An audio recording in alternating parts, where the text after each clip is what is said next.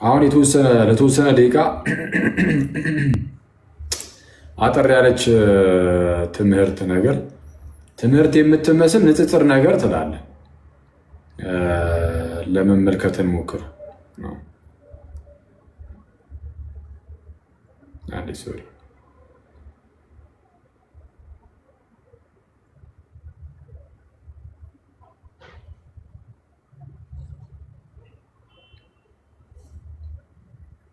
እሺ ኦኬ። እስቲ ይሁን ያለህ እንዴ የገባችሁ ሰዎች መኩዚ ከባድ ሰው ደህና ነህ? እኛ ብዬ ልጀምር ነበረ። እንዴት አሉ? ደህና ናችሁ ወይ? ምን ብለህ ልጀምር ነበር? እኛ ቀጥልበት። ቅድም ከገባ ማለት ነው። ዝም ብዬ ሳስበው ሲሄድብህ እየታየኝ ነው። የምር የሚገርም አካሄጅብህ የሆነ 6-7 ሳምንት ከላይቭም ሙሉ ከሚዲዮ እንዳጠፋ ሰላማችሁ ይብዛ። ሰላም ብያቸዋለሁ። ከታች ኧረ እሺ የት አለ ዮኒ? በጣም ከመጥፋቱ የተነሳ ገስት ሲልክ በጣም ሩቅ አድርጎ ነው የሚያስቀምጠው። ጴንጤ መሆን መታደል ነው የሚል ልጅ አለ ከታች። የምር እሺ ጴንጤ መሆን መታደል ነው። ኦኬ እናከብራለን። እንግዲህ ስሜትን መረዳትን እንግዲህ በቃ የሆነ ሰው መረዳት ነው ብለን እንይዘላለን።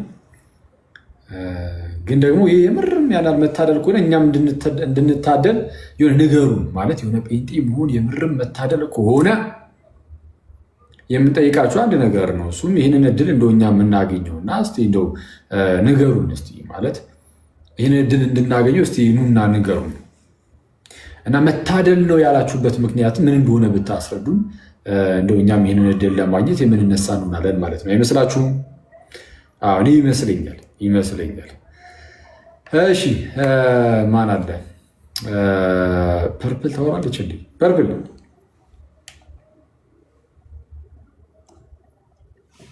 ወይስ ከኮመንት ውጭ ወፍ? እሺ ሌሎቻችሁ እንደየተራችሁ ሰላም በሉንና 1 ሰከንድ እያለች ነው። እሺ ፐርፕል እሺ ከዳግም ጀምርና እንቀጥል። አኬዋ እንደምን አላችሁ? እንደምን ቆያችሁ? ሰላም ክርስቶስ ከኔም ከእናንተ ጋር ይሁን። እንደምን አመሻችሁ ብያለሁ። አሜን ይመስገን። እሺ እህትቻችን እና ኦኬ ዝም ብዬ ጠቅለል አድርጊ። ኦኬ እሺ ቀጥይ።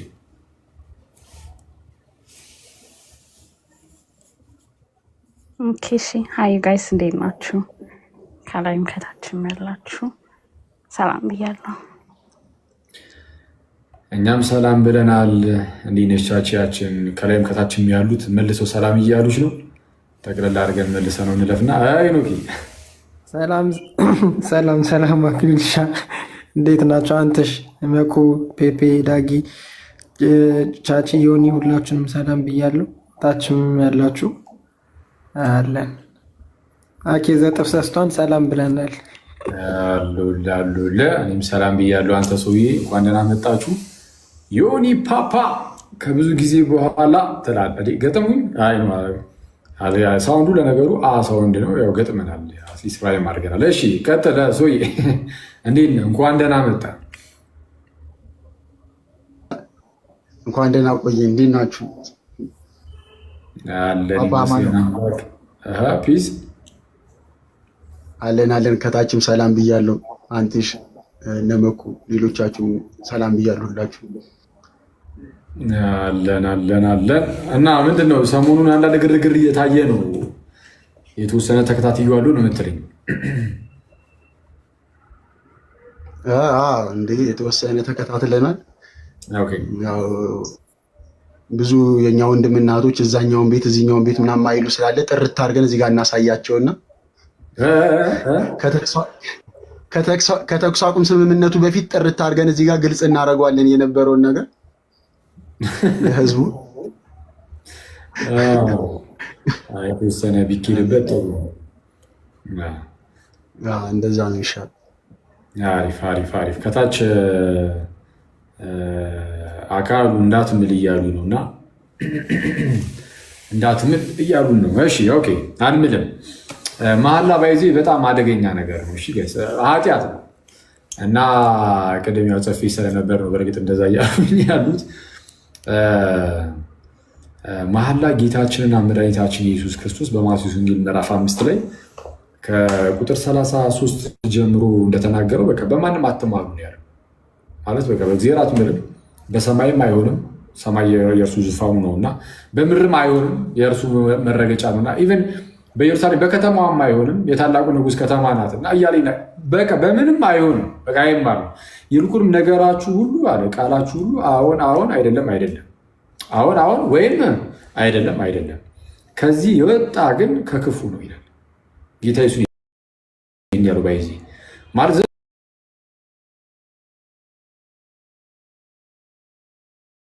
ብሎ የሆነ ለቃል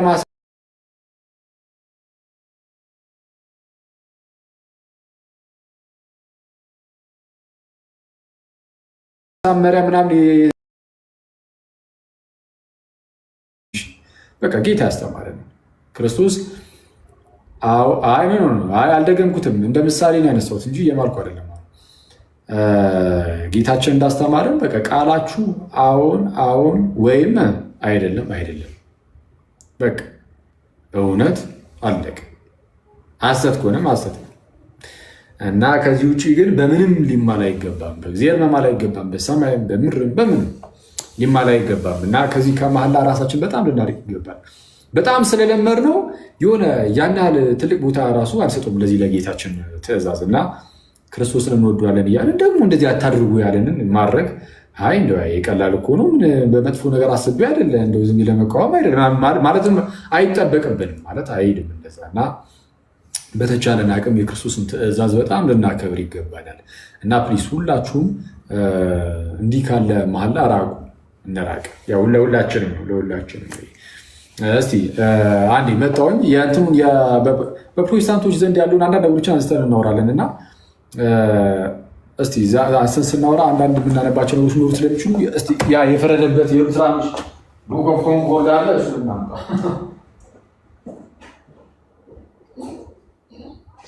የጴንጤውንም እንዳረሰው በዛው አንዳንድ ትምህርቶቻቸው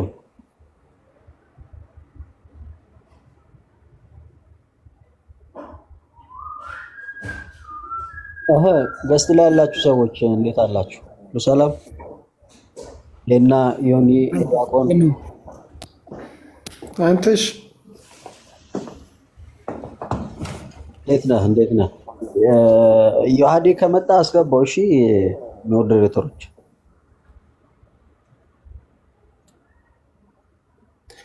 ኦኬ፣ እሺ ያስገቡታል። የተወሰነ ሃይላይት ነገር እንሰጣችሁና ማለት ነው። ከዛ በኋላ ጥያቄ ያለው ፕሮቴስታንት ካለ ምናምንም እንደዚሁ የምናስገባ ይሆናል ማለት ነው። አንዴ እሺ፣ ጠቅለል ያለ ነገር እኔ አስቀድሜ ልስጣችሁ በፕሮቴስታንቱ ዘንድ ስላለው ነገር ማለት ነው። አንዴ ኮመንቱን ላጥፎና በደንብ እንድንረዳውም ሀሳባቸውን ማለት ነው። ኦኬ አንዴ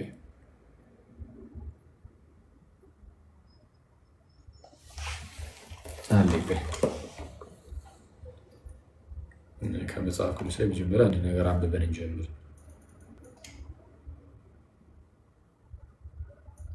ማቴዎስ ወንጌል ምዕራፍ 12 ላይ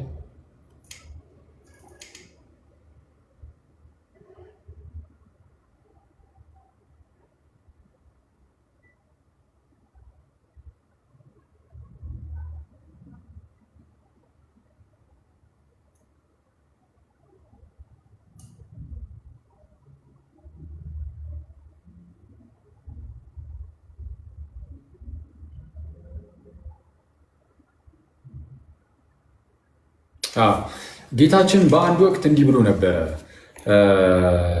ፈሪሳውያን እንግዲህ ጌታ የሚያደርገውን ተአምር ባዩ ጊዜ እንደው ይህንንስ የሚያደርገው በብዔልዜቡል ነው ብለው ያስተባብሉ ነበር አይደል? በብዔልዜቡል በአጋንንት አለቃ ካልሆነ በቀር አጋንንትን አያወጣም እያሉ ክርስቶስ ኢየሱስን ያሙት ነበር። ያኔ ጌታችንና መድኃኒታችን ኢየሱስ ክርስቶስ እንዲህ ብሏቸው ነበር። የማቴዎስ ወንጌል ምዕራፍ 12 ቁጥር 25 ላይ ኢየሱስ ግን ሀሳባቸውን አውቆ እንዲህ አላቸው። ምን አላቸው? እርስ በእርሷ የምትለያይ መንግስት ሁሉ ትጠፋለች። እርስ በእርሱ የሚለያይ ከተማም ሁሉ ወይም ቤት አይቆምም። ሰይጣንም ሰይጣንን የሚያወጣ ከሆነ እርስ በእርሱ ተለያየ። እንግዲህ መንግስቱ እንዴት ትቆማለች ይላል። ሰይጣን ሰይጣንን የሚያወጣ ከሆነ እርስ በእርሱ ተለያይቷልና ቤቱ እንዴት ሊቆም ይችላል? መንግስቱ እንዴት ልትቆም ትችላለች ነው። ይህንን ለማስረዳት ምን የሚል ቃል ነበር የተጠቀመው? እርስ በእርሷ የምትለያይ መንግስት ሁላ ትጠፋለች። እርስ በእርሷ የምትለያይ መንግስት ሁላ ምን ትላለች? ትጠፋለች። ይህን ነገር ያነሳሁት ለምንድን ነው? በዚህ በማህበራዊ ሚዲያው በዚህ በቲክቶኩ ሰሞኑን አንድ ያየነው ነገር ነበር። በሉትራን ፕሮቴስታንቶች እና በጴንጤ ፕሮቴስታንቶች መካከል አንድ ክርክር የመለያያ ሀሳብ ተነስቶ እዛ ላይ ሲከራከሩ ነበር እና የተነሳበት የመከራከሪያ ሀሳብ ደግሞ በጣም በሚያስደንቅ ሁኔታ ታላቁ ምስጢር ቅዱስ ቁርባን ነው። በሉትራን ዘንድ ቅዱስ ቁርባን እንግዲህ እውነተኛ የጌታ ስጋና ደም ነው የሚል እምነት አለ። በሉትራን ፕሮቴስታንቶች ዘንድ በፊዚካል ፕሬሰንስ ያምናሉ፣ ወይም ደግሞ በሰብስቴንሻል ፕሬሰንስ ያምናሉ። ማለት በቃ የምርም ክርስቶስ እዛ ጋር ይገኛል ብሎ ያምናል።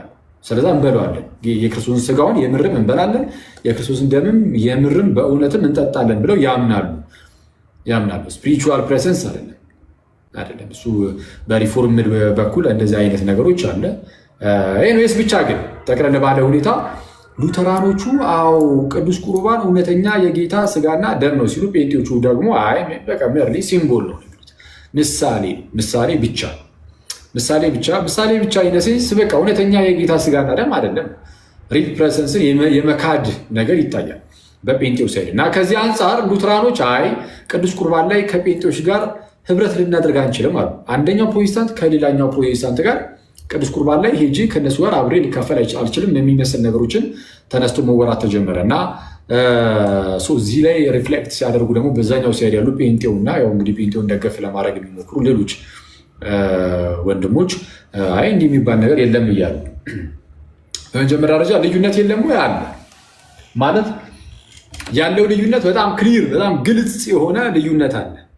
ምን አይነት ልዩነት ያላችሁኝ እንደሆነ አንደኛ ድህነት ላይ በፕሮቴስታንት ውስጥ ልዩነት አለ። ጋይስ አስቡት፣ አንድ ሰው ፕሮቴስታንት ውስጥ ቁጭ ብሎ የድህነት ትምህርት ላይ ማዕከል የክርስትና ማዕከል የሆነው የድህነት ትምህርት ላይ አንደኛው ፕሮቴስታንት የሚለው ሌላ ነው፣ ሌላኛው ፕሮቴስታንት የሚለው ሌላ ነው እና የትኛው ትክክል እንደሆነ አይታወቅም። እስቲ በምንድን ነው የምታውቁት ስትሏቸው አይ ምን አክሊል ደግሞ ቀላል ነው በቃ የኛ ዋናው መጽሐፍ ቅዱስ ብቻ ነው ያለን ተወገድልህን ይላል። ማን ስለ ገድል ጠይቁ? መጽሐፍ ቅዱስ አለ። በመጽሐፍ ቅዱስ ነው የምንዳኘው። ኦኬ አንተ መጽሐፍ ቅዱስን ተጠቅመ የድህነት ትምህርት ላይ ጥምቀት ለድህነት አያስፈልግም፣ ቅዱስ ቁርባንም ከድህነት ጋር የሚያገናኝ ነገር የለውም፣ ይልቁን ምሳሌ ብቻ ነው ብለህ ስታስተምር የራስህ ፕሮቴስታንት ወንድምህ ደግሞ መጽሐፍ ቅዱስ ብቻ ብሎ ልክ እንዳንተው ማለት ነው መጽሐፍ ቅዱስ ብቻ ይልና ጥምቀትስ ስለ ድህነት ነው፣ ቅዱስ ቁርባንም እውነተኛ የጌታ ስጋና ደም ነው ይላል። ኦኬ ማንን እንመን? ሁለታችሁም መጽሐፍ ቅዱስ በቃ እንደዚህ ይላል ብላችኋል። እንዴት ነው የሚታወቀው? ዝም ብሎ ልብን እልህኛ አድርጎ በነገራችን ላይ ልብን እውር አድርጎ ልብን አሳውሮ ማለት ዝም ብሎ ማለፍ ይቻላል። ልብን ድንጋይ አድርጎ ዝም ብሎ ማለፍ ይቻላል። ይህንን ጥያቄ ማለት ነው። ግን እንደው ጌታ ለሁላችንም የድንጋይን ልብ አውጥቶ የስጋን ልብ ይስጠንና ግን ደግሞ በደንብ እንደው ልባችሁን ከፍታችሁ ይህንን ነገር እስቲ ለማየት ሞክሩ። አንዱ እዚህ ጋር የድህነት ትምህርት ላይ ማችን እዚህ ጋር ሌላ ሲል በተቃራኒ ነው ሌላኛው የሚለው። አሁን የተነሳበት ርዕሰ ጉዳይ ራሱ እርስ በርስ በግልጽ የሚለያይ ነው። በነገራችን ላይ መለያየቱ ማለት በጣም ከጥንትም ጀምሮ ያለ በፕሮቴስታንት ውስጥ ገና ሲነሳ ፕሮቴስታንቲዝም ሲነሳ ጀምሮ በቃ ያለ የጴንጤውን እንየው ካልን አሁን የጴንጤውን ቴዎሎጂ የጴንጤውን ህብረቱን እንየው ብለን ከመጀመሪያው የፕሮቴስታንቲዝም መነሳት ጀምሮ ያለው ነገር እኒህ ብንል ፕሮቴስታንቲዝም ልክ ሲነሳ ያለው ነገር ይዘን ማለት ነው።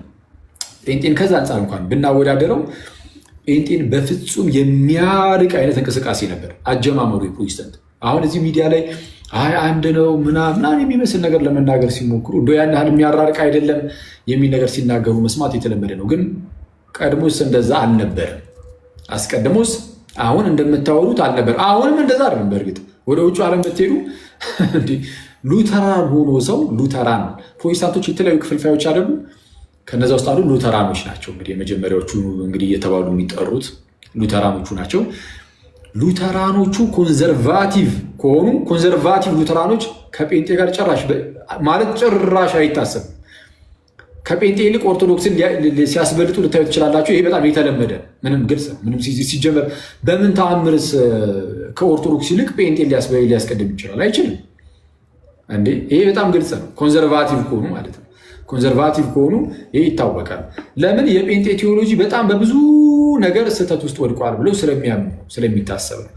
ሌላውን ተውትና ማለት ነው። ለምሳሌ ቀላሉ ነገር ይሄ አሁን የድህነት ጉዳይ ነው ያልኳቸዋል። ጥምቀት፣ ቅዱስ ቁርባን ማለት እዛው ጥምቀት ላይ ሆኖ ግን የህፃናት ጥምቀት ለምሳሌ የህፃናት ጥምቀት ጉዳይ አስቀድሞ ፕሮቴስታንቲዝም ሲነሳ ለሀዳሲያኑ ቢግ ዲል ነው። በቃ ትልቁም ነገር የህፃናት ጥምቀት ምንድነው? ለመጀመሪያዎቹ ሀዳሲያን ለመጀመሪያዎቹ የፕሮቴስታንት ሪፎርመሮች ትልቅ ነገር ነው። ስለዚህ የህፃናት ጥምቀትን የሚክድ ሰው ለእነርሱ መናፍቅ ነበር። በደንባሪዎች ስሙኝ፣ የህፃናት ጥምቀትን የሚክድ ሰው ለመጀመሪያዎቹ ፕሮቴስታንት ሀዳሲያን ለነ ሉተር፣ ለነ ጆን ካልቪን፣ ለነ ኡልሪች ዝዌንግሊ ለነዚህ የህፃናት ጥምቀትን የሚክድ ሰው መናፍቅ ነው እና ህብረትም አያደርጉም ከእነዚህ አይነት ሰዎች ጋር ወይም ከእነዚህ አይነት ሴክቶች ጋር ህብረትም አያደርጉም። እነ ጆን ካልቪን በእነዚህ ሴክቶች ውስጥ ዲያብሎስ ነው ውዝግብን እያስነሳ ያለው ብለው ተናግረዋል። ኢማጂን አሁን ላይ ያሉ ጴንጤዎችም የህፃናት ጥምቀትን ይቃወሙ የለ። ስለዛ እንደዚህ አይነት ተመሳሳይ ትምህርት ያላቸው ሰዎች ቀደም ብለው የፕሮቴስታንት የተሃድሶ ጀማሪዎች እነርሱ ማለት ነው አሁን ላይ ያሉትን ጴንጤዎች እንደማለት ነው። ምክንያቱም ተመሳሳይ ነው። የህፃናት ጥምቀትን በመካዳቸው ምክንያት ነው ያንን ነገር ሲናገሯቸው የነበረው። ሌሎች ምክንያቶች ሊኖሯቸው ይችላል። አሁን ግን አሁን የምነግራችሁ ግን ቀጥታ የህፃናት ጥምቀትን አንስተው ሲናገሩ ነው ይህንን የሚሉት። ዲያብሎስ በተለያዩ ሴክቶቹ በኩል ነው የሚለው። የዲያብሎስ የሰይጣን ማህበሮች ናቸው ብሎ ነው የሚያስቡት እነዛ እነ ጆን ካልቪን ማንን? የህፃናት ጥምቀትን የሚቃወሙትን። ስለዚህ የመጀመሪያዎቹን ፕሮቴስታንቶች ካየን ከመጀመሪያዎቹ ፕሮቴስታንቶች ከነ ካልቪን ከነ ሉተር ምናምን አንጻር አሁን ላይ ያለው ጴንጤ በሰይጣን ምናምን የተመሰረተ ማህበር ነው የሚያስብለው። በሰይጣን የተመሰረተ ማህበር ነው። ኦኬ፣ በሰይጣን የተመሰረተ ማህበር ነው። ጆን ካልቪን በግልጽ ኢንስቲትዩት ኦፍ ክርስቲያን ሪሊጅን ጽሁፉ ላይ ይህ በግልጽ አለ። የሉተር ላርጅ ካቴኪዝም ኢንፋንት ባፕቲዝሙ ላይ ይህ ነገር አለ። እንደዚሁም የኦሪት ዘኍልቍ ላይ ምልክ እንደዚሁ ማለት ነው። እና ሰው ቀለል ባለ አማርኛ ስንናገር ምን እያልን ነው? በመካከል በፕሮቴስታንት ውስጥ ባሉ ሴክቶች ወይም ደግሞ እንግዲህ በለውና ቤተ እምነቶች መካከል ያለው ልዩነት የሆነ ቀለል አድርገን እንደምናየው እነሱ እኮ ያን ያህል ልዩነት የለውም ምናምን የሚባሉ በፍጹም አይደለም። ይልቁን ምን አይነት ነው ልዩነታቸው ከተባለ እርስ በእርስ እስከ መወጋገዝ ደረጃ ድረስ የሚደርስ ነው። አንዳቸውን ሰይጣን እስኪሉ ድረስ ማለት ነው። የድህነት ጉዳይ ሆኖ ማለት ነው። ኦኬ፣ የህፃናት ጥምቀት ኦኬ ይሁን ማለት በቃ የህፃናት ጥምቀት ብሎ ሰው ቀለል አድርጎ ሊያልፉ ይችሉናል። ጥምቀት ለድህነት ነው አይደለም የሚለው ቅዱስ ቁርባን እውነተኛ የጌታ ስጋና ደም ነው ወይስ አይደለም የሚለው ይህ ለእናንተ ትልቅ ነገር አይደለም ማለት የድህነት ጉዳይ ትልቅ ነገር ካልሆነ ለእናንተ እንግዲህ ስለ እናንተ ትልቅ ነገር ምንድን ነው? አንድ ሰው ተነስቶ ለእኔ ትልቅ ነገር በቃ ኢየሱስ ክርስቶስ ነው ሊል ይችላል። ጥሩ ነው። ትልቅ ነገራችን ለሁላችንም ክርስቶስ ኢየሱስ ነው። ትልቁ ነገራችን ለሁላችንም ክርስቶስ ኢየሱስ ነው። ግን ያ ክርስቶስ ኢየሱስ ደግሞ ያስተማረው ትምህርት አለ። ትልቁ እርሱ የኛ ትልቋችን ጌታችን ኢየሱስ ነው ካልን እርሱ ያስተማራቸው ትምህርቶች አሉ። እርሱ እንድንቀበላቸው ያዘዘን ነገሮች አሉ። የእርሱ ትእዛዛት ላይ አለመስማማት አለ። ይህ ታላቁ ጌታችን አምላካችን ክርስቶስ ኢየሱስ ሰዎች ሁሉ ይድኑ ዘንድ የሰጣቸው እነዚህን ምስጢራትን ጥምቀቱን፣ ቅዱስ ቁርባኑን አንዳንዶች ትክክል ነው ለድህነት ነው ብሎ ሲቀበሉ፣ ሌሎች ፕሮቴስታንቶች ደግሞ የለም እንዲህ አይነት ነገር የለም ብሎ ሲናገሩ መስማት የተለመደ ነው። ይህን እንደዚህ ካየን ደግሞ በምንድን ነው የምናውቀው? ማን ትክክል ማን ስህተት እንደሆነ በምን ይታወቃል? ቅድም እንዳልኳችሁ መጽሐፍ ቅዱስ ካላችሁ በሁለቱም ሳይድ መጽሐፍ ቅዱስ ይባላል። መጽሐፍ ቅዱስ ብቻ ይላል። በምንድን ነው የምታውቁት? በምን ታውቃላችሁ የትኛው ትክክል የትኛው ስህተት እንደሆነ? ፕሮቴስታንቲዝም ምንም አይነት ምላሽ የለውም። ፕሮቴስታንቲዝም ምላሽ የለውም።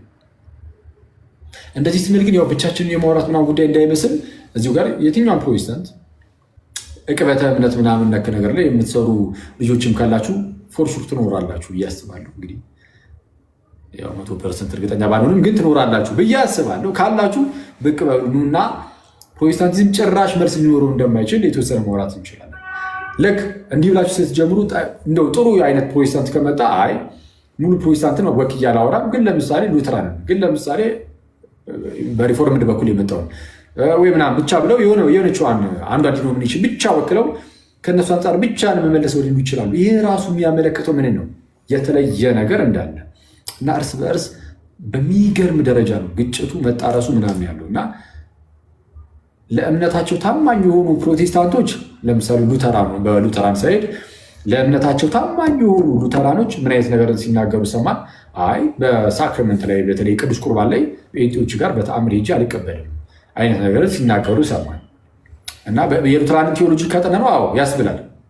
ምክንያቱም በሉተራን ቴዎሎጂ እንኳን ሄደ ቅዱስ ቁርባን ከነሱ ልትቀበልና ቤተክርስቲያን ራሱ አትባልም። አንተ ጴንጤው ቅዱስ ቁርባን ነው ቤተክርስቲያን ተብሎ ራሱ አይጠራም።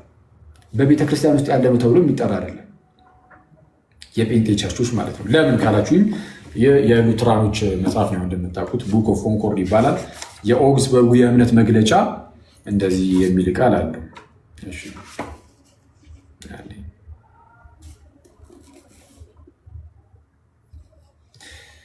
እሺ ሰባተኛው አርቲክል ላይ ሰባተኛው አንቀጽ ላይ እንዲህ ይላል። የአውግስበርጉ የእምነት መግለጫ የሉተራኖቹ ነው። ጥንታዊ ከፕሮቴስታንት አንጻር ማለት ነው የመጀመሪያው ማለት ይቻላል የእምነት መግለጫ ነው። እሺ ሰባተኛው እንዲህ ይላል ስለ ቤተክርስቲያን ኮንሰርኒንግ ዘ ቸርች። እሺ እንደዚህ ብለዋል። በተመሳሳይ ሁኔታ አንዲት ቅድስት ቤተክርስቲያን ለዘላለም ጸንታ ትኖራለች የሚለውን ያስተምራል ሉተራኖች ማለት ነው። ምን የሚለውን? አንዲት ቅድስት ቤተክርስቲያን ለዘላለም ጸንታ ትኖራለች የሚለውን ያስተምራል። ቤተ ክርስቲያን ወንጌል በንጽህና የሚሰበክባት ቅዱሳት ምስጢራትም በትክክል የሚከናወኑባት የቅዱሳን ጉባኤ ናት። የቅዱሳን ጉባኤ ናት። ምን የሚደረግባት? ወንጌል በንጽህና የሚሰበክባትና ቅዱሳት ምስጢራትም በትክክል የሚከናወኑባት ቤተክርስቲያን ምንድነች ከተባለ በቃ ቤተክርስቲያንን ዲፋይን የሚያደርጉት የሚተረጉሙት ቤተክርስቲያንን የሚተረጉሙት በምን መልኩ ነው? ሉተራኖቹ ንጹህ ወንጌል የምትሰብክ መሆን አለባት። ከዛ ደግሞ ሁለተኛው ክራይቴሪያ ምንድን ነው? ቅዱሳት ሚስጥራት፣ የጥምቀት፣ ቅዱስ ቁርባን ምናምን በትክክል የሚከናወኑባት እርሷ ጉባኤ ናት። እሺ ደግሞም እውነተኛ የቤተ ክርስቲያን አንድነት እንዲኖር ምን ያስፈልጋል? ቤተክርስቲያን አንዲት ናት። ቤተክርስቲያን አንዲት ናት። የቤተክርስቲያን አንድነት እንዲኖር ደግሞ የተለያዩ ቤተ እምነቶች የምርን በቃ እነዚህ አንድነት ይኖራቸዋል ለመባል ምን ያስፈልጋቸዋል? የቤተክርስቲያን አንድነት እንዲኖር የወንጌል ትምህርትንና የቅዱሳት ሚስጥራት አገልግሎትን በተመለከተ መስማማት በቂ ነው። አሁን ኦኬ፣ የቤተክርስቲያን አንድነት እንዲኖር የወንጌል ላይ መስማማት አለብን፣ ቅዱሳት ሚስጥራት ላይም ግዴታ መስማማት አለብን ይላል። እነማን? ሉተራኖቹ። የቤተክርስቲያን አንድነት ሊኖራቸው አይችልም። ለምን? ሚስጥራት ላይ መስማማት ሊኖር ስለማይችል። ሚስጥራት ላይ መስማማት የለም ማለት ሉተራኖቹ ጥምቀት ያድናል ሲሉ ጴንጤው በጥምቀት ምንም የኃጢአት ስርየትም የለም ጸጋም አይተላለፍም ይላሉ። ቅዱስ ቁርባን እውነተኛ የጌታ ስጋና ደም ነው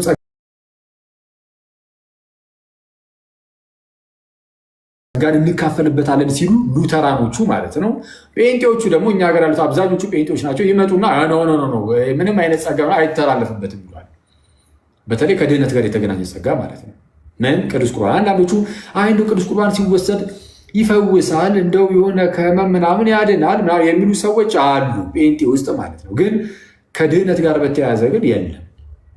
እንደውም የሙሉ ወንጌል የመሰረታዊ ክርስትና ትምህርት ማስተማሪያ የአስተማሪዎች ማስተማሪያ ጽሑፍ ላይ እንደተቀመጠው ጥምቀትም ሆነ ቅዱስ ቁርባን ምንም አይነት ጸጋ አይተላለፍባቸውም ነው ብሎ የሚያስቀምጠው። ምንም አይነት ጸጋ አይተላለፍባችሁም።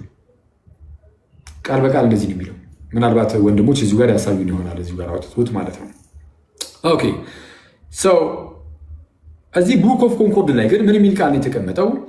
እውነተኛ የቤተ ክርስቲያን አንድነት እንዲኖር የወንጌል ትምህርትንና የቅዱሳት ሚስጥራት አገልግሎትን በተመለከተ መስማማት በቂ ነው። በሰዎች የተቋቋሙ ሰብአዊ ወጎች፣ ስርዓቶች ወይም ስነ ስርዓቶች በሁሉም ስፍራ አንድ አይነት መሆናቸው አስፈላጊ አይደለም። ጳውሎስ አንድ ሃይማኖት፣ አንዲት ጥምቀት፣ አንድ አምላክ የሁሉም አባት ይላል።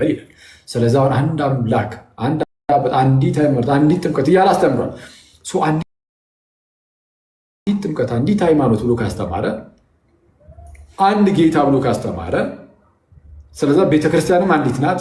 ይህ አንድነት የሚመጣው ግን በወንጌልና በቅዱሳት ሚስጥራት ጉዳይ ላይ መስማማት ሲኖር ነው። ለምሳሌ አይ ኢየሱስ ክርስቶስ የእኛኑ ስጋ አልያዘም ወይም ደግሞ ክርስቶስ ስለኛ አልተሰቀለም ብሎ አንድ ሰው ማስተማር ቢጀምር የቤተክርስቲያን አንድነት መስማማት ሊኖራቸው አይችሉም ከእንደነዚህ አይነት ሰዎች ጋር ማለት ነው። ወይም ኦንሊ ጂሰሶች ለምሳሌ ማለት ነው።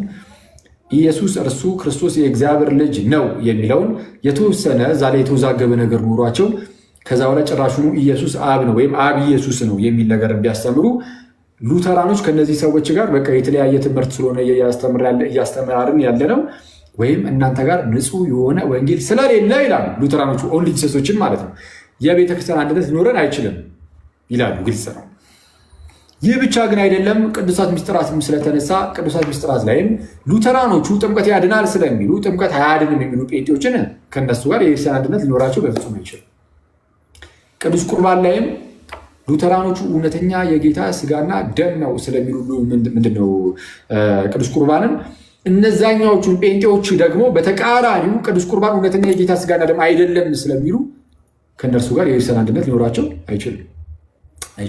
እዚህ ጉዳይ ላይ ማነው ትክክል ከተባለ ሉተራኖች ትክክል ናቸው። ጴንጤ ስህተት ውስጥ ወድቋል። ግልጽ አልወደቅም የሚል ጴንጤ ካለ ይምጣ። እዚህ ላይ ሉተራን በጣም በሚገባ ትክክል ናቸው። መጽሐፍ ቅዱስ በተደጋጋሚ ማለት በጣም በተደጋጋሚ ነው የነዚህ ሚስጥራት ለድህነት አስፈላጊነት የሚያስቀምጠው እና አይ የለም ሉተራኖች ተሳስተዋል ጴንጤዎች ናቸው ትክክል የሚል ካለ ይምጣ። ሉተራኖችን የመደገፍ ጉዳይ አይደለም፣ ያው ስለማያገባን ብዙም ሳይሆን ምንም አያገባን። እውነቱን ለመናገር የሉተራኖች ጉዳይ ያው እኛን የሚመለከት ጉዳይ አይደለም። ግን እዚህ ጉዳይ ላይ ግን ጴንጤዎች ስህተት ናቸው። መጽሐፍ ቅዱስ በግልጽ ጥምቀት ለድህነት እንደሆነ ያስተምሯል። ቅዱስ ቁርባንም እውነተኛ የራሱ የኢየሱስ ስጋና ደም እንደሆነ በግልጽ ስለሚያስተምር ማለት ነው።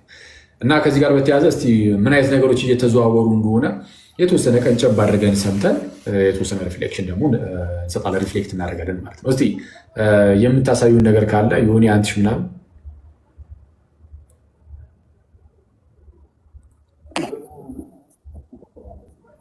ኦኬ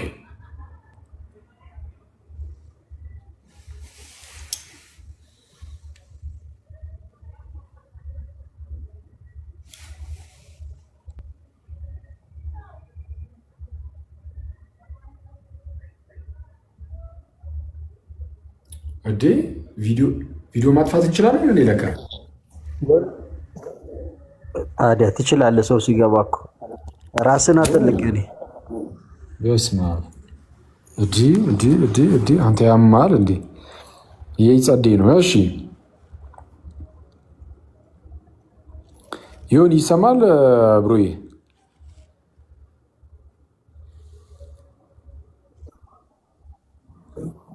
እሺ ከፍ ላድርግና እስቲ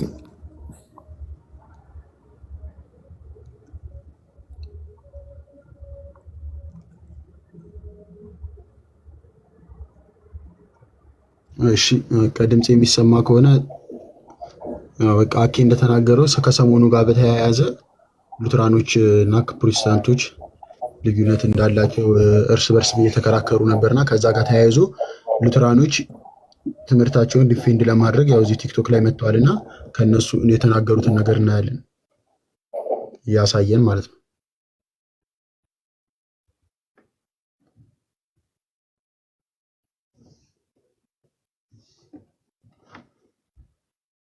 ትክክለኛውን ነገር ከመናገር ውጭ ምን ማድረግ እችላለሁ? በሁሉ ነገር አንድማ ብንሆን አንድ ቤተክርስቲያን ነው የምንሆነው። እንደዛ አይደለም። ልዩነታችን የታወቀ ነው። ያነባል እኮ ሰው፣ ቴክኖሎጂ አለ። የኛም ኮንፌሽን እኮ ያነባል፣ ካታኪዝሞቻችን ያነባል፣ ስኮላሮቻችንን ሁሉ እኮ ያነባሉ። እዚህ እቅበተ እምነት ላይ የሚሰሩ የኦርቶዶክስ እቅበተ እምነት እንትኖች ዝም ብለው እኮ አይደለም ያነባሉ። ስኮላሮቻችን ያነባሉ፣ ኮንፌሽኖቻችን ያውቃሉ፣ ልዩነቱን እኮ ያውቁታል። ስለዚህ ያንን ኢቨን ዲቤት ስናደርግ እኔ እንደኔ የምለው ምንድነው ዲቤት እንኳን ስናደርግ ከኦርቶዶክስ ጋር ፔንቴኮስታል ሆኖ ነው ዲቤት ማድረግ ያለበት። ሉትራን ዲቤት የሚያደርግ ከሆነ ከኦርቶዶክስ ጋር ሉትራን ሆኖ ነው ዲቤት ማድረግ፣ ሪፎርምድ ሆኖ ነው ዲቤት ማድረግ ያለበት። የግድ ለምንድን ነው የምንጋጋጠው? አንድነን እያለን ለምንድን ነው እንደዚህ የምንለፋው የምንታጣራው? ለምን ጨፍልቀን አንድ ብቻ ለማድረግ ለምን እንጥራለን ነው። አሁን የኛ እንትን ምንድን ነው? መጨፍለቅ የለብንም። የራሳችን አይደንቲቲ አለን ነው። በቃ ይሄ ነው። ገብቷችኋል? ተሰምቷችኋል የተናገረው? የሚገርም ነው። ለምንድን ነው አንድ ነን ብለን እኔ በጣም ማለት ትክክለኛ አገላለጽ ነው ማለት እኔ በውጩ ዓለም እኔ እንደዚህ አይነት ነገር ያለም አይመስለኝም እውነቱን ለመናገር። የሆነ ሉተራኑ አስበው በጣም ሉተራኖቹ በተለይ እንደዚህ ኮንዘርቫቲቮቹ በቃ ራሳቸውን ችለው የሆነ ትራዲሽን አላቸው፣ በሉትራን ሳይድ የመጣ ትራዲሽን። ከዛ በኋላ ጴንጤኮስታሉን ስታዩ ደግሞ ሌላ ታሪክ ውስጥ ነው እና እነዚህ ሁለቱ አንድ ነን ምናምን እንደዛ በስመ አብ እንደዚህ አይነት መሟሟት የለም፣ በቃ የለም። ኢትዮጵያ ውስጥ በጣም በሚገርም ሁኔታ ፕሮቴስታንቲዝም አንድ እንደሆነ በቃ ተመሳሳይ ያው ነው ምናምን ነገር የለም። የሆነ በቃ እንደዚህ አይነት እንደዚህ የሚመስል ነገር ሰዎች ውስጥ በመክተት እንደዛ ለመስራት እየተሞከረ ያለው እና ከኦርቶዶክስ ትወጣለህ።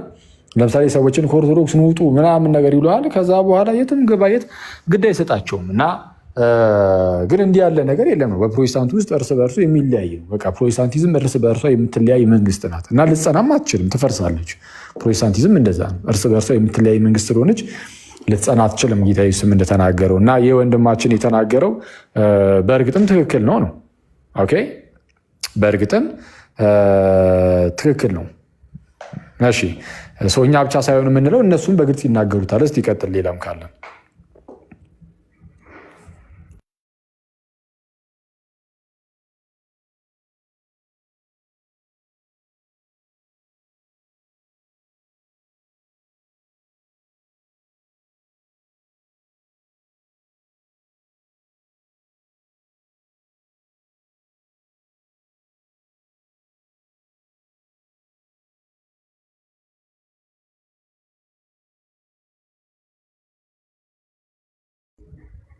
እንዴ ሚዩት እኮ ነው ዮኒ።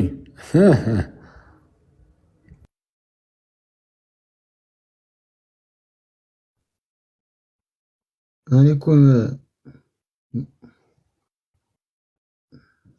እናደርገዋለን ትክክለኛ ነው እንለዋለን ነው። አሁን እንትን ችግር የለውም። አሁን እኛ አክኖሌጅ እናደርገዋለን እኮ ብትል እዛ ጥሩ ነበር፣ ግን እዛ በውስጥ ይቀለኛል ነው ያልከው።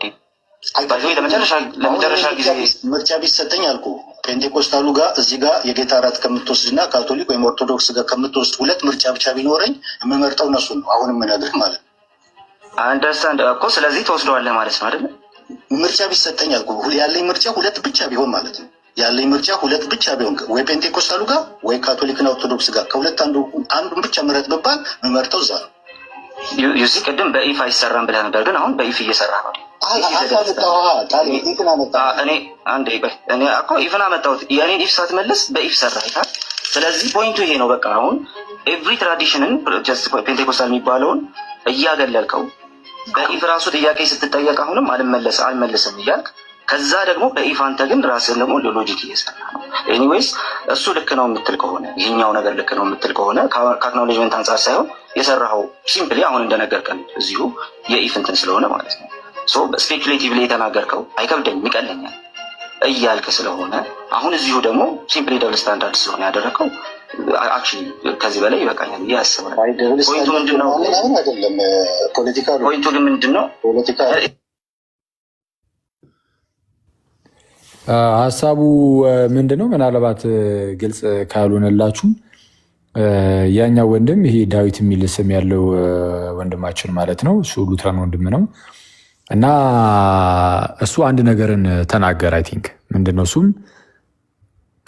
ቅዱስ ቁርባንን ለመካፈል እንደ ሁለት አማራጭ ቢኖረኝ ለምሳሌ ጴንጤዎች ጋር ሄዶ የጌታ እራትን መካፈልና በጎን ደግሞ ኦርቶዶክሶች ጋር ቢሆን ከሁለቱ አንዱን ምረጥ ብባል እኔም የምመርጠው ኦርቶዶክስን ነው ከጴንጤው አለ። እንደዚህ የሚለው ብሎ የሚናገረው ሌላኛው ፕሮቴስታንት ሉተራኑ ነው። እና ይሄ ነገር የሚያስደነግጥ ነው ወይ ከተባለ አያስደነግጥም። ለፕሮቴስታንቶችም ይሄ እኮ ሊያስደነግጥ አይገባም። በተለይ ምንድነው ከሚስጥራት አንጻር እንየው ካልን በቃ ምንም ለፕሮቴስታንት የሚያስደነግጥም ምናምን ነገርም እንደው ጥያቄና መልስ ውስጥ የሚከተም አይደለም በፍጹም ማለት ነው። ለምን ከተባለ የሉትራኖቹ ኮንፌሽኖቻቸው ማለትም የእምነት መግለጫዎቻቸው እምነታቸውን የገለጹባቸው ሰነዶቻቸው ሁሉ የሚያሳዩት ይህንን ነው። የቱን ከተባለ ራሳቸው ኢቨን የፕሮቴስታንቶቹ እንግዲህ መጀመሪያ መጣን የሚሉት ፕሮቴስታንቶቹ ትምህርታቸው በተለይ ሚስጥራት ላይ ቅዱስ ቁርባን ላይ በተለይ ከጴንጤ ይልቅ ለክርስቲያኖች የቀረበ ነው፣ ለኦርቶዶክሶች የቀረበ ነው ሳይሆን ኦልሞስት በቃ በጣም የሚመሳሰል አይነት ነገር አለው። በጣም ማለት ነው ሙሉ በሙሉ ባንልም ግን በጣም የሚመሳሰል ነገር አለው። ስለዛ የሚያስደነግጥ ነገር አይደለም ነው እና እንዴት እንደዚህ ትላላችሁ ምናምን የሚል ነገር ነው የተነሳሉና እስቲ እንስማ እስቲ። እሺ ጥያቄው ሰው ያለ ሳክራመንት መዳን ይችላል ነው? ኦኬ ዲፔንድ ኦን አወር ቴዎሎጂ። ምክንያቱም ቴዎሎጂውን ላይክ ድነት ቅጽበታዊ ብቻ ነው ብሎ የሚያምን ከሆነ ያኛው ላያስፈልገው ይችላል። የኛ ቴዎሎጂ ግን ድነት ቅጽበታዊ ብቻ አይደለም፣ ሂደታዊ ነው። ሂደታዊ እስከሆነ ድረስ የግዴታ ያስፈልገዋል። ሳክራመንት ሳንቲፋይ የምንሆንበት ጀስቲፋይ የምንሄድበት እስከ ግሎሪፊኬሽን ድረስ የሚቀጥል ሂደት ስለሆነ ድነትን በሶስት ትናንትናም ተናገር ያለው በሶስት ከፍለን ስለምንረዳና ስለምናምን ሉትራኖች ድነናል፣ እየዳንን ነው፣ እንድናለን ስለሆነ ድነት ሂደታዊ ስለሆነ ሂደታዊ ፕሮሰስም ስላለው ሳክራመንት ምንም ሳይወስድ ድንገት አምኖ ቢሞት ከሆነ ኢፍ ከሆነ ኦኬ እሱ ሌላ ነው። ነገር ግን ካመነ በኋላ ሳክራመንት ምንም ባይወስድ ይድናል ከሆነ ግን በምንድን ነው ሳንቲፋይ የሆነ የሚሄደው የሚለው ነገር ኮሽን ማርክ ነው። ለምን ለቤተክርስቲያን የተሰጡ ሳንቲፋይ እንድንሆን የተሰጠን ነው። ትልቅ ፕሪቪሌጅ ነው። የጌታ እራት፣ ጥምቀት የመሳሰሉት ነገሮች ማለት ነው። እና ቃሉ ሶስት ሚንስ ኦፍ ግሬሶች አለን። በእነዚህ ሳንቲፋይ እየሆንን እየተቀደስን እንሄዳለን። እና አልወስድም ካለ አንድ ሰው የጌታ አምኛለሁ ድኛለሁ፣ ነገር ግን የሳክራመንት የሚባል አያስፈልገኝም አልወስድም ካለ ድኗል ብለን አንልም። ስለዚህ ለድነት አስፈላጊ ነው፣ ኢምፖርታንት ነው፣ ኢሴንሻል ነው ለእኛ ለሉትራን ማለት ነው።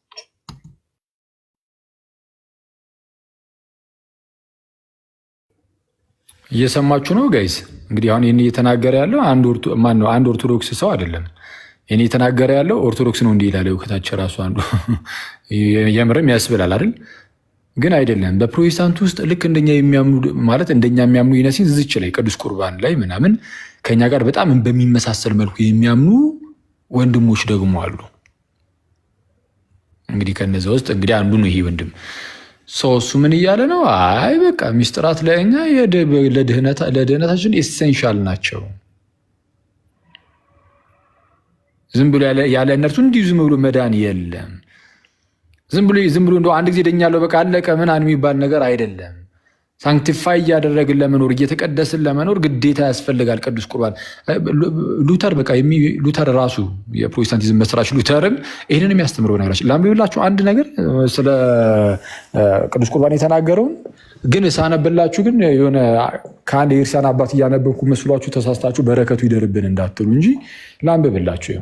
ምንም ከጴንጤ ጋር ጭራሽ ማለት በጣም በብዙ ክንድ ነው የሚርቃቸው። እና እስቲ ቆይ አንዴ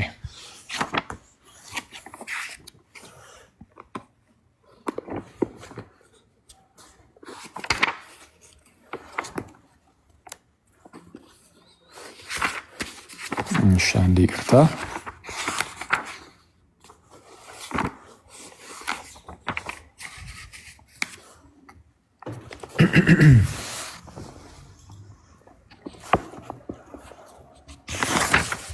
እንዲህ ይላል። እሺ ዝም ብዬ መጽሐፉ ልክፈትልህ። ያው ከፍቼዋለሁ ኦልሬዲ። ታላቁ የክርስትና ትምህርት ወይም ላርጅ ካቴኪዝም ላይ እንዲህ ይላል። አሁን ሉተር ነው እንግዲህ ተመለከቱ፣ የፕሮቴስታንቲዝም ጀማሪው ሉተር አሁን ካሉት ጴንጤዎች ጋር እንግዲህ አነጻጽሩት። ምንፍቅና በራሱ ኃጢአት ነው። ኃጢአት ደግሞ ቀስ በቀስ እያደገ የሚሄድ ነው እና የምንፍቅና ወይም ኃጢአት እንዴት እንዳደገ በዛውም ታዩበታላችሁ። ቀደም ሲል ሉተር ሲነሳ በምን መልኩ ሲያስተምር እንደነበረ እዩ። እንዲህ ይላል። ለምሳሌ ስለ ቅዱስ ቁርባን ባስተማረበት ጽሁፉ ላይ 5ኛው ክፍል ማለት ነው እንግዲህ ላርጅ ካቴኪዝም መጽሐፉ ላይ ጽሁፉ ላይ በመሆኑም የመጀመሪያውን ክፍል ማለትም የዚህን ቅዱስ ሚስጥር ምንነት በአጭሩ አጤነናል። ስለ ቅዱስ ቁርባን ማለት ነው እንግዲህ ምንነቱ ምናምን ነገር ተናግሯል ቀደም ብሎና አሁን ወደ ኃይሉና ጠቀሜታው እንዲሁም ይህ ቅዱስ ሚስጥር በእርግጥ ለምን ዓላማ እንደተመሰረተ ወደ ማጥናት እንመጣለን ይላል። አሁን ጥቅሙ ምንድን ነው? ጠቀሜታው ምንድን ነው? ኃይሉ ምንድን ነው? ለምን ዓላማ ተመሰረተ የሚለውን ወደ ማጥናት እንመጣለን ይልና እንዲላል። ምክንያቱም ምን ልንፈልግ እንደሚገባና እዚያ ምን እንደምናገኝ ማወቃችን እጅግ በጣም አስፈላጊ ነው። ይህን ማወቅ ግዴታ ነው፣ አስፈላጊ ነው። ይህም አሁን ከተጠቀሱት ቃላት ግልጽ እና በቀላሉ ሊረዱት የሚችሉት ነው ካለ በኋላ ይህ ስጋዬ ነው ለእናንተ የተሰጠ፣ ይህ ደሜ ነው ለኃጢአት ይቅርታ ለእናንተ የፈሰሰ የሚለውን ቃል በመጥቀስ ያ ማለት ይላል በአጭሩ በቅዱስ ሚስጥሩ አማካኝነትና ውስጥ የኃጢአት ይቅርታ የምናገኝበትን ታላቅ መዝገብ ስለምንቀበል ወደ እርሱ እንሄዳለን ማለት ነው። ወደ ቅዱስ ቁርባን በአጭሩ አለ በቅዱስ ምስጢሩ አለ ወይም በቅዱስ ቁርባን ማለት ነው። ቅዱስ ምስጢር ቅዱስ ቁርባን ነው እንደምታውቁት። በቅዱስ ምስጢሩ አማካኝነትና ውስጥ የኃጢአት ይቅርታ የምናገኝበትን ታላቅ መዝገብ ስለምንቀበል ወደ እርሱ እንሄዳለን ማለት ነው። ስለዛ ቅዱስ ቁርባን ለሉተራኖች ለኃጢአት ስርየት ነው። ለምን ይልና ምክንያቱም ቃላቱ በዚያ ስላሉና ያንን ብልጽግና ስለሚሰጡን ነው። ይህ ብልጽግና የእኔ እንዲሆንና በእርግጥም ከኃጢአቴ ከሞትና ከክፋቶች ሁሉ እንድድን ለእኔ እንደተሰጠኝ እንደ እርግጠኛ ቃል ኪዳንና ምልክት ይጠቅመኝ ዘንድ እንድበላና እንድጠጣ ስለሚያዘኝ ነው ይላል። እሺ ስለዚህማ ይላል ቀጠል አድርጎ ቅዱስ ምስጢር አዲሱን ፍጥረት ስለሚመግብና አዲሱን ፍጥረት ማለት ዳግም የተወለደውን ማለት ነው። በጥምቀት ዳግም እንወለዳለን ብሎ አስቀድሞ አስተምሯል። ስለዛስ አዲሱን ፍጥረት ስለሚመግብና ስለሚያጠነክር የነፍስ ምግብ ተብሎ መጠራቱ ተገቢ ነው ይላል። ቅዱስ ምስጢር የምን ምግብ አለው? እስቲ ጻፉት። እስቲ ሉተር ምን አለው? የምን ምግብ አለው? ቅዱስ ምስጢርን አዲሱን ፍጥረት ስለሚመግብና ስለሚያጠነክር የምን ምግብ ተብሎ መጠራቱ ተገቢ ነው አለ።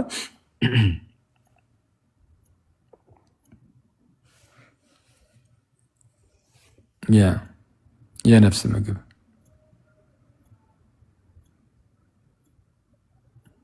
ድንገት ወንድማችን መቶ ዳር ያዝበሉ ሉተርን እንዳይለ እና የነፍስ ምግብ ተብሎ መጠራቱ ተገቢ ነው። በመጀመሪያው ደረጃ በጥምቀት አማካኝነት እንደ አዲስ ተወለድን ይልና ይሁን እንጂ ቀደም ሲል እንዳልኩት ሰብአዊ ስጋችንና ደማችን አሮጌ ቆዳቸውን አልጣሉም። ብዙ ጊዜ እስክንደክምና እስክንታክት አንዳንድ ጊዜም እስክንሰናከል ድረስ እጅግ በርካታ የዲያብሎስና የዓለም እንቅፋቶች እንዲሁም ጥቃቶች ያጋጠሙናል። ስለዚህ መጣብኛል ነገር ያጋጥሙናል። ስለዚህ እምነታችን እንዲታደስና እንዲጠነክር በትግሉም ደግሞ እንዳይደናቀፍ ነገር ግን በይበልጥ እየበረታ እንዲሄድ የጌታ እራት እንደ ዕለታዊ ምግብና ሕይወት ማቆያ ይሰጣል። ምክንያቱም አዲሱ ሕይወት ባለማቋረጥ የሚያድግና የሚጠነክር መሆን ይገባዋል። ነገር ግን ላቅ ያለ ተቃውሞን ደግሞ መታገስ ይገባዋል። ላቅ ያለ ተቃውሞን ከዲያብሎስ ከሰይጣን የሚመጣን ተቃውሞ ስጋችን አዲሱ የታደሰው ማንነታችን እርሱን መታገስ ይገባዋል ይልና ዲያብሎስ ብስጩ ጠላት ነው። ዲያብሎስ ብስጩ ጠላት ነው። እንደምንቋቋመውና አሮጌውን ፍጥረት እንደምናጠቃ ሲያይ በኃይል ሊደመስሰን ሳይችል ሲቀር የማታለያ አይነቶችን ሁሉ በመጠቀም በየአቅጣጫው እየተሽለኮለከና ሳይታወቅበት እየዞረ እምነታችንን እንድንክድ ወይም ተስፋ እንድንቆርጥ ግድ የለሾችና ትዕግስት የለሾች እስክንሆንና በመጨረሻ ሙሉ በሙሉ እስከሚያደክመን ድረስ አያቆምም። ለእንደዚህ አይነት ጊዜያትና በልባችን ላይ ጫናው እጅግ በሚሰማው ጊዜ ይህ የጌታ እራት መጽናናትን፣ አዲስ ብርታትንና መታደስን እንዲያስገኝልን ተሰጥቷል ብሎ ይናገራል። ከዛ በኋላ አሁን ላይ ያሉ ጴንጤዎች እንደሚሉት ቀደም ሲል የነበሩ አንዳንድ ዝንግሊ ተከታዮችም እነዚህ እንግሊም አይ ይሄማ ምንም እንደው ቅዱስ ቁርባን እውነተኛ ጌታ ስጋና ደም አይደለም፣ የኃጢአት ይቅርታም ሊሰጥ አይችልም ይላሉ። እስቲ አንድ የሙሉ ወንጌል እናውጣለን። እስቲ ከቻልክ ይሁን ፊት ለፊት ላይ ካለ አለ። እስቲ ፊት ለፊት ላይ ካለ ፊት ለፊት ላይ አለ። አሁን ትንሽ ደቂቃ ትንሽ ሰከንድ። እሺ አሁን እንደዚህ የሚሉትን ምን ብሎ ይናገራቸዋል ሉተር? እንዲህ ይላል እዚህ ላይ እንደገና የእኛ አታላይ መናፍስት እዚህ ላይ እንደገና የእኛ አታላይ መናፍስት ይላል። አታላይ መናፍስት በከፍተኛ ትምህርታቸውና ጥበባቸው ራሳቸውን ያወላግዳሉ።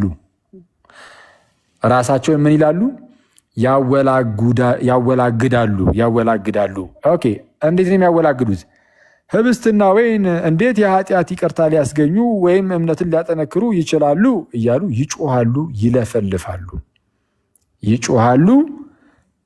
ይለፈልፋሉ። እንዴት የኃጢአትን ስርየት ያስገኛል እያሉ ማለት ነው። ኦኬ፣ ልክ እንዴት አስመስለው ነው ለመቃወም የሚሞክሩት? በቃ ህብስቱም ህብስት ብቻ እንደሆነ ወይንም ወይን ብቻ እንደሆነ አድርገው ስለሆነ እነሱ የሚያምኑት ህብስት ብቻ ስለሆነ ህብስት ብቻ እንዴት የኃጢአት ይቅርታን ይሰጣል? ወይን ብቻ ስለሆነ ያደሙም ወይን ብቻውን እንዴት እንደዚህ ያደርጋል እያሉ መለፍለፋቸውን መጮኻቸውን ይያያዙታል። ከዛስ እንዲህ ይላል አታላዮቹ መናፍስት አለ። በቃ እንዲህ የሚሉ ከሆኑ በቃ አታላዮች መናፍስት ናቸው። በሉተር ትምህርት መሰረት እንሂድ ካለን ጴንጤ አታላይ መናፍስት ናቸው ነው። በቃ ይኸው በግልጽ እኮ ነው የሚናገረው። አታላዮቹ መናፍስት ህብስት በራሱ ህብስት ስለሆነ ይህንን ያደርጋል እንደማንል፣ ነገር ግን የክርስቶስ ስጋና ደም ስለሆኑትና በቃሉ ስለታጀቡት ህብስትና ወይን እንደምንናገር ሰምተዋል ያውቃሉ። ግን ምንድን ናቸው? አታላይ መናፍስት ናቸው። ምንም እንኳን እንደዛ ብለን ብንነግራቸው ቢያውቁም አታላይ መናፍስት ናቸውና ህብስት እንዴት የኃጢአት ይቅርታ ይሰጣል ብለው መጫዋቸውን አያቆሙም ነው።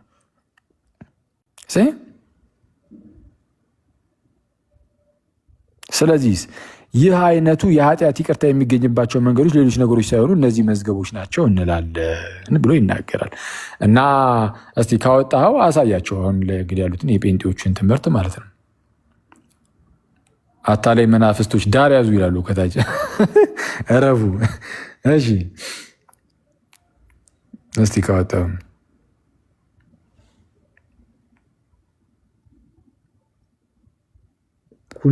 አይ ቲንክ 203 ነገር ነው ገጹ። እስቲ እኔ እንጃ፣ እስቲ እኔ እርግጠኛ አይደለሁም፣ ገጹን አላስታውሰውም። ወይስ ላውጣልህ? እሱት ና ተመለስ ወደ ላይ፣ በዚህ በቀኝ በኩል ወደ ላይ ትንሽ ወደ ላይ። ሰዎች በአምልኳቸው የሚለው ሰዎች በአምልኳቸው ውስጥ ብዙ የተለያዩ ስርዓቶችን ይደነግጋሉ። ተመልከቱ። ይሄ መጽሐፍ የማን መጽሐፍ እንደሆነ መጀመሪያ ያሳያችሁ እስቲ።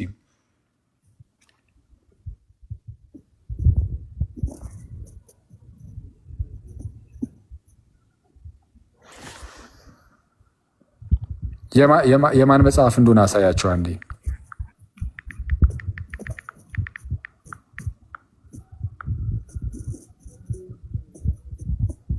ይሁን አይሰማም? የኔ ድምፅ ኧረ አይሰማም።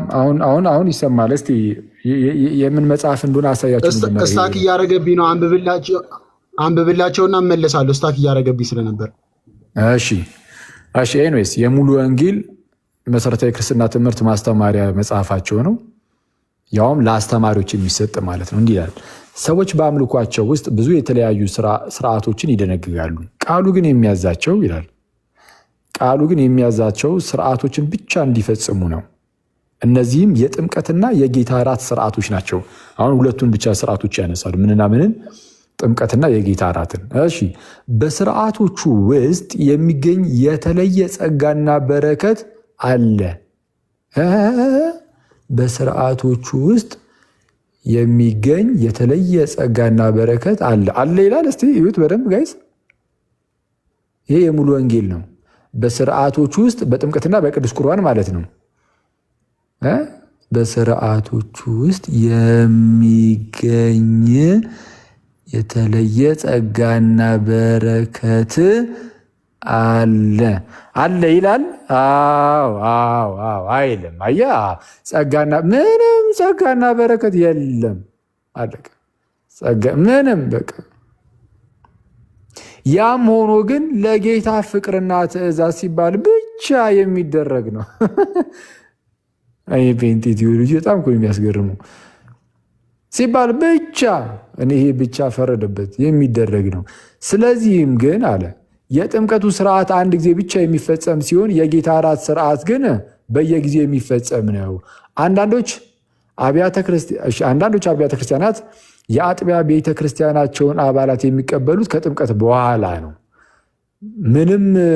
ምንም ክርስቲያን ሁሉ ከእምነት በኋላ መጠመቅ ቢኖርበትም ጥምቀት ከቤተ ክርስቲያን አባልነት ጋር የተያያዘ መሆኑን የሚያረጋግጥ የመጽሐፍ ቅዱስ ክፍል የለም። ጭራሽ ጥምቀት የክርስቲያን አባል ለመሆን አይደለም ብለው ነው የሚያስተምሩት እነዚህ ሙሉ ወንጌሎች ደግሞ። ኦኬ እንደዚህ አይደና አሁን ተመልከቱ። ጥምቀት አለ እሺ በልብ ውስጥ ስለተፈጸመው እምነት በውጭ የሚደረግ ምስክርነት ብቻ ነው።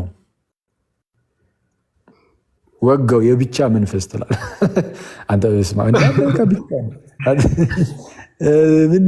ጨርሰው እኮ ሳው አሁን አደገኛ ነገር እኮ ደግሞ እዚህ ጋር ልናነብር ነው። ስሙ እዚህ ጋር ጥምቀት ጨርሶ ኧረ ስሙ አንዴ ጋይስ እዚህ ጋር ጥምቀት ጨርሶ ኃጢአትን ያጥባል ይላል። ጥምቀት ጨርሶ ኃጢአትን ያጥባል ይላል። አያጥብም አሉ። አያጥብም ምንድን ነው? ምን ዳርያዥ ሙሉ ወንጌል እንዳይልከታቸው አንዱ ትላለ እንዲህ ጥምቀት ጨርሶ ነው የሚለው። ጥምቀት ጨርሶ ኃጢአትን አያጥብም ወይም ቆይ ላይ ያብራራው ነው መሰለኝ፣ ትንሽ አልተረዳ ነውም ነበር። ከኃጢአት ሊያድን እንዲሁም ድህነትን ሊያስገኝ አይችልም። በቃ አይችልም። ጥምቀት አሁን ተመልከቱ። አሁን ላይ ያሉ ጴንጤዎች እንደዚህ ነው የሚያምኑት። የሉተርን አሳያቸው ፊት ለፊት ላይ መጽሐፉ ካለ አውጣና ስሞል ካቴኪዝሙ ላይ ወይም ላርጅ ካቴኪዝሙ ላይ ከሁለቱ አንዱ ላይ አለ። እኔ ጋርም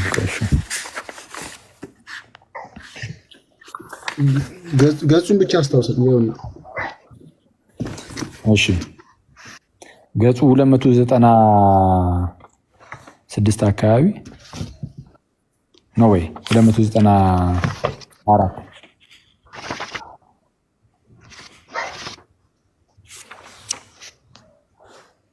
94 እሺ 90 እሺ ከ90 ጀምርና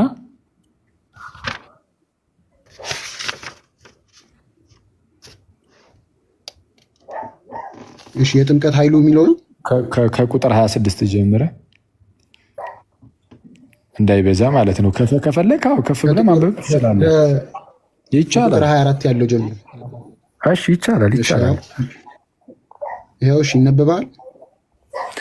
የጥምቀት ኃይሉ አሁን እነዚህ ደግሞ ሌላ ናቸው። እነዚህኞቹ ጴንጤዎች የጴንጤ መጽሐፍ አለ፣ የሉተራን ነው፣ ፕሮቴስታንት ናቸው። እነዚህም ግን ይሄ ቀደም ያለው እንግዲህ የሉተር ጽሑፍ ነው። እንግዲህ ተመልከቱ። የጥምቀት ኃይሉ እነዛ ስለ ጥምቀት ምን እንደጻፉ አይታችኋል አይደል ጋይስ? አሁን ደግሞ ሉተር ምን እንደሚሉት የጥምቀት ኃይሉ እሺ፣ ውጤቱ ኦኬ፣ ጥቅሙ እሺ፣ ፍሬውና ዓላማው እስቲ ወደ ገደለው ግባ። ሉተር ደግሞ ፍሬውና ዓላማ ሁሉ ነገር ማዳን አይደለም ሚሊዮን እስቲ ማዳን አይደለም ማዳን አይደለም አለ። እስቲ ነው ማዳን ነው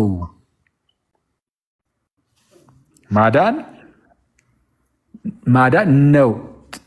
ምን ብሎ ነበር የዘረዘረው? አንድ ይመለሳል። የጥምቀት ምኑ ነበር ያለው? የጥምቀት ኃይሉ፣ የጥምቀት ውጤቱ፣ የጥምቀት ጥቅሙ፣ የጥምቀት ፍሬው እና የጥምቀት ዓላማው ማዳን ነው። ዞሮ ዞሮ ዓላማውን በለው ጥቅሙን በለው ኃይሉን በለው ውጤቱ ማዳን ነው። ኦኬ እሺ። ማንም ሰው ልዑል ለመሆን ሳይሆን ይላል። ማንም ሰው ልዑል ለመሆን ሳይሆን ቃላቱ እንደሚሉት የሚጠመቀው ለምንድን ይላል? የሚጠመቀው ምን ለመሆን ነው አለ?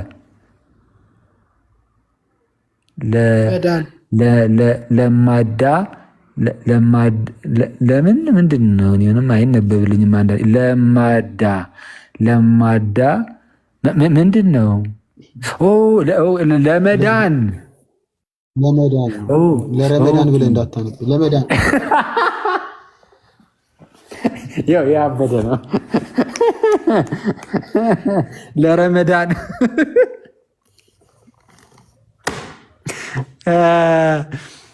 ፓፓ ይመችሽ። ሂላሪየስ ማ አንቺ የተመታሽ ሰው አይመችሽ። አሪፍ ነው። ለረመዳን ነው። ምርጥ ነው። እሺ ኦኬ። ስለዛ ማንኛውም ሰው የሚጠመቀው ለምንድን ነው አለ? ማንኛውም ሰው ሲጠመቅ የሚጠመቀው ልዑል ለመሆን ነው አይደለም። ይልቁንም ቃላቱ እንደሚሉት የሚጠመቀው ለምንድን ነው አለ? ለመዳን። እሺ መለስ እዚህ ማንም ሰው በሚገባ እንደሚያውቀው መዳን ከምንድን ነው አለ?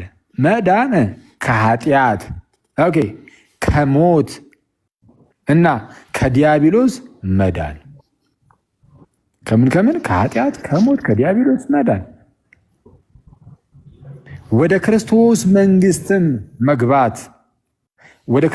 መንግስትም መግባት እና ለዘላለም ከእርሱ ጋር መኖር እንጂ ሌላ ነገር እኮ አይደለም።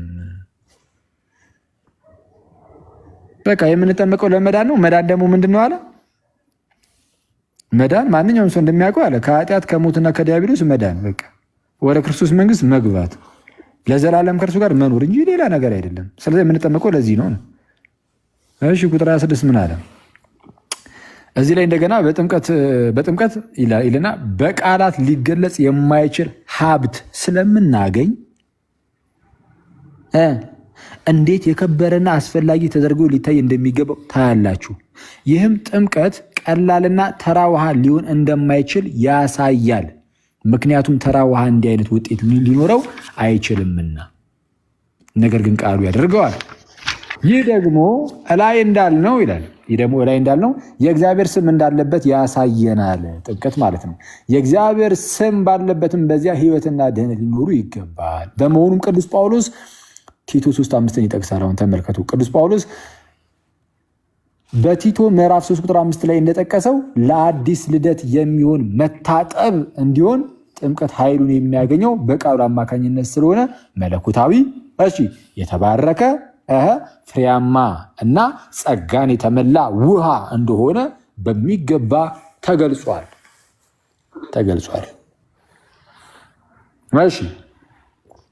ቲቶ 3:5 ላይ ለአዲስ ልደት በሚሆን መታጠብና በመንፈስ ቅዱስ መታደስ አዳንን የሚል ቃል አለ አይደል? ለአዲስ ልደት የሚሆነው መታጠብ የሚለውን አባቶቻችን የጥንት የኤርሲያን አባቶች ማለት ነው ለጥምቀት ሰጥተው በብዙዎች ፈተውታል። ለአዲስ ልደት የሚሆን መታጠብ ኢቨን ጥምቀት ሲጠራ ራሱ በዚህ ቃል ይጠራ ነበረ። ለአዲስ ልደት የሚሆን መታጠብ እየተባለ ይጠራ ነበረ። ከዚሁ ከጳውሎስ ከቲቶ 3:5 ላይ የተወሰደ ማለት ነው። ሉተርም ይህንን ነገር ይወስድና ዶክተር ማርቲን ሉተር ለአዲስ ልደት የሚሆን መታጠብ እንዲሆን ይላል። ጥምቀት ማለት ነው። ያዋ ጥምቀት ኃይሉን የሚያገኘው በቃሉ አማካኝነት ስለሆነ ምን ተብሎ ይገለጻል አለ? መለኮታዊ። ኦኬ ያ ውሃ ምንድነው? መለኮታዊ ውሃ መለኮታዊ የተባረከ እሺ ፍሬያማና ጸጋን የተሞላ ውሃ እንደሆነ በሚገባ ተገልጿል። ውሃውን እዚህ ጋር ጸጋን የተሞላ ይላሉ። ማናው ሙሉ ወንጌሎች ምን ነበር ያሉት? ጭራሽ ጸጋ ምናምን አይተላለፍም፣ ምንም የተለየ ጸጋ የለው፣ አያሰጥም፣ አያስገኝም፣ የለም በዛ ውስጥ አይተላለፍም ያሉት። ስለዛ ሉተር ምን ይላቸዋል እነዚህን ሰዎች? ቀጥል አድርጉ ቁጥር 28 ላይ ነገር ግን የእኛ ሁሉን አዋቂዎች አዳዲስ መናፍስት ይላቸዋል። ኧረ አመስንብባችሁ አንዴ። ነገር ግን የእኛ እሺ ነገር ግን የእኛ ሁሉን አዋቂዎች አዳዲስ መናፍስት እሺ አዳዲስ መናፍስት ምን አሉ? እነዚህ የኛ ሁሉን አዋቂዎች አዳዲስ መናፍስት ምን አሉ? እምነት ብቻ እንደሚያድንና ስራዎችና ውጫዊ ነገሮች ምንም እንደማይጨመሩለት ይናገራሉ። እሺ እኛም እንዲህ ብለን እንመልሳለን፣ እውነት ነው። በኋላ ላይ እንደምንሰማው ከእምነት በስተቀር ከእኛ የሆነ ነገር ያንን አያደርገውም። ትክክል፣ ከእኛ አይደለም፣ ጥምቀት ከእግዚአብሔር ነው። እነዚህ እውር መሪዎች ግን ይላል እነዚህ እውር መሪዎች ግን ታያቸዋል። እነዚህ እውር መሪዎች ግን እምነት የሚያምነው የሚንጠላጠልበትና የሚቆምበት አንድ ነገር ሊኖረው እንደሚገባ ለማየት ፈቃደኞች አይደሉም። ስለሆነም እምነት ውሃውን አጥብቁ ይይዝና ጥምቀት ፍጹም ድነትና ሕይወት ያለበት ነገር መሆኑን ያምናል። ይህን ካላመነ ሲጀመር ትክክለኛ እምነት የለውም ማለት ነው። ላይ በበቂ ሁኔታ እንደገለጽ ነው ጥምቀት በውሃው አማካኝነት ሳይሆን ትክክል ነው። ጥምቀት ማለት ውሃ አለ፣ ከዛ ውሃው ላይ ይጸልያል ምናምን። ኦኬ እነሱ ወርዴን ሳክራመንት ላይ እሱን ሉተርም እንዳስቀምጠውም ይሄ የአውግስቲኒያን የሆነ ፎርሙላን ያስቀምጣሉ እዚህ ጉዳይ ላይ። በእርግጥ ኤኒዌይስ ብቻ ግን ከውሃው የተነሳ አይደለም። በዛ ውስጥ ግን የመንፈስ ቅዱስ አሰራር አለ። አሁን በእኛ አገላለጽ እንግለጸው ካልን ባጭሩ በዛ ውስጥ የመንፈስ ቅዱስ አሰራር ስላለ ከመንፈስ ቅዱስ የተነሳ በዛ በውሃ ውስጥ እግዚአብሔር ጸጋውን ለእኛ ይሰጠናል። ስለዚህም ዳግም እንወለዳለን ነው።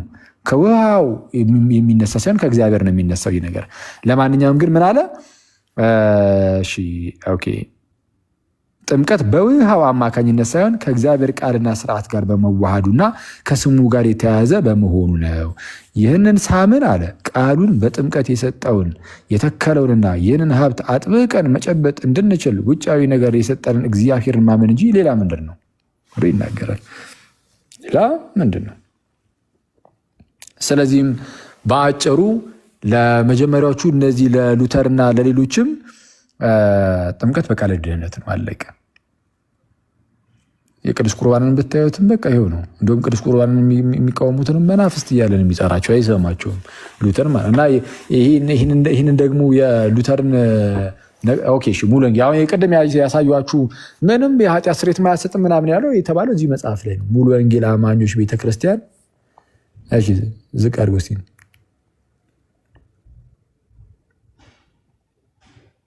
መሰረታዊ የክርስትና ትምህርት የአስተማሪ መማሪያ።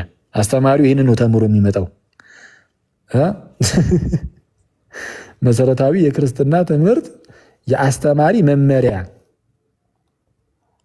አስተማሪው በዚህ ነው ተመርቶ የሚመጣው። እሺ የአስተማሪ መመሪያ። እሺ አንተሽ እስቲ ምንድን ነው የምታሳየን? እስቲ ኦኬ እሺ ከየት መጥቶ ወይ የተማረ አስተማሪ ደግሞ እሺ እስቲ ምን አለ? ይሄን ሁሉ ያስተማረው አስተማሪ ደግሞ እንደዚህ ብሎ ይመልሳል። ይኸው ተብሎ የሚባለው ወንድሞቼ እናቶቼ የእግዚአብሔር ቃል ትምህርት ሳይሆን የሰው ስርዓት ትምህርት ነው። ጥምቀት ለድህነት ያስፈልጋል። የህፃናት ጥምቀት ተብሎ የሚባለው ወንድሞቼ እናቶቼ የእግዚአብሔር ቃል ትምህርት ሳይሆን የሰው ስርዓት ትምህርት ነው። ጥምቀት ለድህነት ያስፈልጋል ብሎ የሚል የሰው ስርዓት የሆነ ትምህርት ነው ወንድሞቼ፣ የመጽሐፍ ቅዱስ ትምህርት አይደለም። ያው እንዳልኳችሁ ከነዚያ ቤተክርስቲያናት ጠርታ ያሉት በሙሉ ሄደው የሚንፏቀቁት ጴጥሮስ እንዲህ ብሎ እንደዛ ብሎ እንትና እንዲህ ብሎ እና ምልህ ያው እንግዲህ አባቶቻችን ኦሪገን እንዲህ ብሎ የቆጵሮሱ ሰውዬ እንዲህ ብሎ የእስክንድሪያው ጳጳስ እንዲህ ብሎ እንዲህ አይነት ኮተት ነው መስማት የሰለቸኝ። ኮተታ ነው። የእግዚአብሔር ቃል ያላለውን ዮሐንስ ያላለውን የእስክንድርያው ሊቀ ጳጳስ እንዲህ ያለ ብለው ሲል ሳቄን ያመጡታል ክርስትና ውስጥ ማለት ነው። ሁኬር ስለ እስክንድርያ ሊቀ ጳጳስ፣ ስለ ቆጵሮሱ ጳጳስ፣ ካርቴጅ ላይ የነበረው ጉባኤ ስብሰባ ምናምን ነገር እዛ የተሰበሰበው በሙሉ ብራዘር በሙሉ በመንፈስ ቅዱስ የሚመራ ጉባኤ አይደለም። በቃ የቤተክርስቲያን አባቶች የተባሉ ተጠራሩ፣ በቃ ያጸደቁትን አጸደቁ። ካርቴጅ ብሎ ሲለኝ እኔ ይመጣና መንፈስን ከሐዋርያቱ ይንገሩ።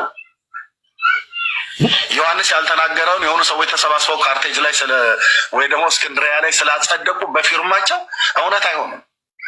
ትምህርት በፊርማ አይጸድቅም።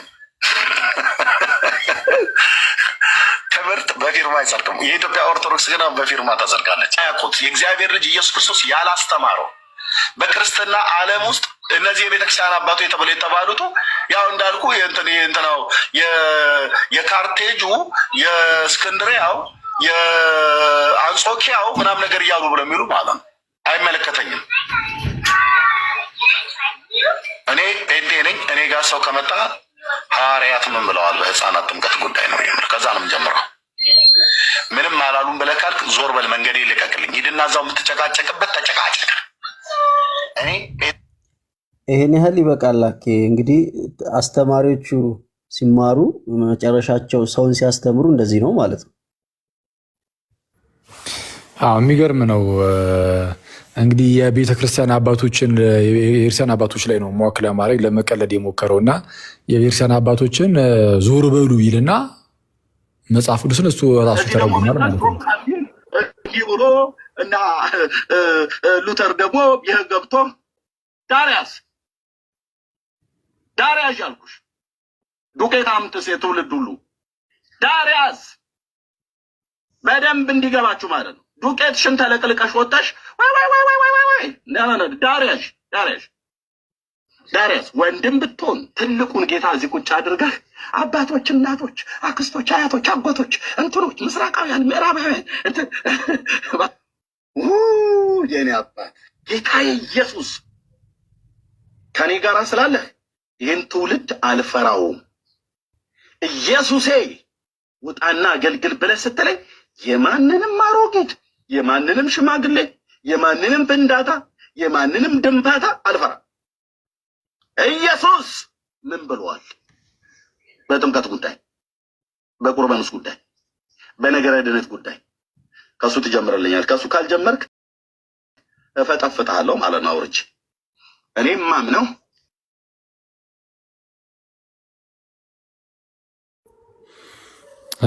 የሚገርም ነው። ስለዚህ አሁን ስለ ጥምቀቱ ስለ ቅዱስ ቁርባኑ መጽሐፍ ቅዱስ ምን ብሏል፣ ሐዋርያቱ ምን ብለዋል ነው እንጂ ወይም ኢየሱስ ክርስቶስ ምን ብሏል እንጂ የሆነ ከአባቶች ምንም አትንገሬ ነው። ኦኬ መጽሐፍ ቅዱስማ አሁን እኮ ስለ ጥምቀትም ስለ ቅዱስ ቁርባንም የተናገሩ ነገር አለ። ግን ያንን የመጽሐፍ ቅዱስን ነገር አባቶች ያብራሩትን ዞር አድርገህ እኔ ራሴ ላብራራ። እንዲህ እኮ በጣም ምን አይነት እብሪተኛነት እንደሆነ አስቡት። እንግዲህ ፕሮቴስታንቶች ተነስተው ለማድረግ እየሞከሩ ያሉት ነገር ምንድን ነው? ጥንት ላይ የነበሩ ለዘመኑ ለሐዋርያት ዘመን የቀረቡ የክርስቲያን አባቶች መጽሐፍ ቅዱሱን እንግዲህ እነሱ የሚያብራሩበት መንገድ ይኖራል አይደል? ወይም ደግሞ የክርስቲያን አስተምህሮ ያስተላለፉበት መንገድ ለምሳሌ ከሐዋርያት የተማሩ ሌሎች አባቶች አሉ አይደል? እነዚህ አፖስቶሊክ ፋዘርስ የሚባሉ ሐዋርያዊ አበው የሚባሉ ልክ እንደነ ፖሊካርፕስ እንደነ አግናጢዮስ ምናምን ያሉ አሁን እንደነዚህ አይነት አባቶች የክርስቲያንን አስተምህሮ ሲያካፍሉ ወይም ደግሞ ሲያስተላልፉ ከነሱ ቀደም ብሎ ከነበሩት ሐዋርያት በመቀበል ነው። ከነሱ ጋር በአካል የሚተዋወቃሉ። በአካል ቀጥታ ከእነርሱ ተምረዋል። የተማሩትን እየተናገሩ ነው። ዝም ብሎ ጽሑፉን ብቻ በማንበብ ሳይሆን በአካልም ተምሯል። እነሱ ኦልሬዲ ትምህርትን ወስደዋል። እነሱ ደግሞ ለቀጣዩ አስተላልፈዋል። እንደዚህ በቅብብሎሹ ሲመጣ ጥንት ላይ የነበሩ አባቶች የሰጡትን ማብራሪያ ወደዛ ዞር አድርግልኝ፣ እሺ እኔ ራሴ ልተርጉም ነው እያሉን ያሉት። እነዚህን ሁሉ ወደዛ አድርግልኝና እኔ ራሴ ተረጉማለሁ። ስለዛ ከቤተ ክርስቲያን አባቶች ሁሉ እኔ ይበልጣለሁ። ኦኬ አይ እኔ መንፈስ ቅዱስ ስለሚያስተምረኝ ነው ሊል ይችላል። እነዛን ሁሉ የቤተ ክርስቲያን አባቶች መንፈስ ቅዱስ አላስተማራቸውም፣ እኔ እንግዲህ እያስተማሪ ነው እንደማለት ነው። መንፈስ ቅዱስ ጥንት ላይ አይሰራም በአባቶች ላይ፣ በዚህ ሰውዬ ላይ ደግሞ ይሰራል። በሆነ ጎረምሳ ላይ ይሰራል፣ በሆኑ አባቶች ላይ አይሰራም። እና በጣም ፈኒ ነው። በጣም በቃ ፕሮቴስታንቲዝም በዚህ ደረጃ ነው።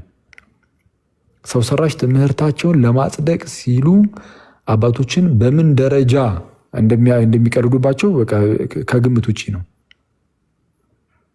እና የአባቶች ትምህርት ላይ ደግሞ በደምብ ጠንከር ያለ ነገር እንያዝ ብሎ ከተነሱም ግን እውነታቸው ነው። ለነገሩ በነገራችን ላይ የአባቶችን ትምህርት አይ ጠንከር አድርገን እንያዝ ካሉ ዞር ዞር ወደ ክርስትና መምጣታቸው አይቀርም፣ ወደ ኦርቶዶክስ ማለት ነው። የአባቶችንን ትምህርት አዎ እቀበላለሁ በስነ ስርዓት ብሎ ኮንሰንሰሱን ምናምን ነገር ማለት ኮንሰንሰስ ያለበትን ለምሳሌ እንደው ሌላው ቢቀር በአባቶች ዘንድ በምዕላት የሚታመን በአባቶች ዘንድ በቃ በስምምነት በሁሉም ዘንድ የሚታመነውን ትምህርት ሁሉ እቀበላለሁ ቢሉ መጨረሻቸው ኦርቶዶክስ መሆኑ ነው። ስለዛ ምንድን ነው አባቶችን ሁሉ ዞር አድርጉልኝ እና አስቸጋሪ ነው አስቸጋሪ ነው። እሺ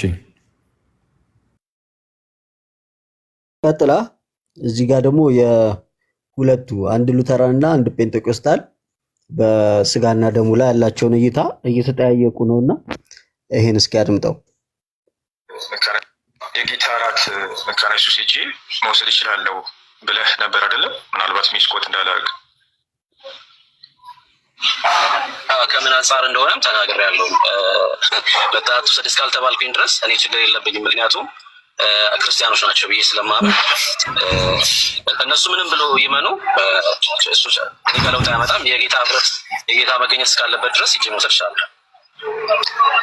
ኦኬ፣ መካነ ኢየሱስ የጌታ እራት የዘላለም ህይወት ይሰጣል የሚለውን አስተምሮዋን እያወቅ አንተ ደግሞ መካነ ኢየሱስ የምታስተምረው ትምህርት መጽሐፍ ቅዱሳዊ አይደለም፣ ጌታ እራት የዘላለም ህይወት ይሰጣል የሚለው መጽሐፍ ቅዱሳዊ አይደለም እያልክ ትወስዳለህ ማለት ነው። አንተም እንደዛ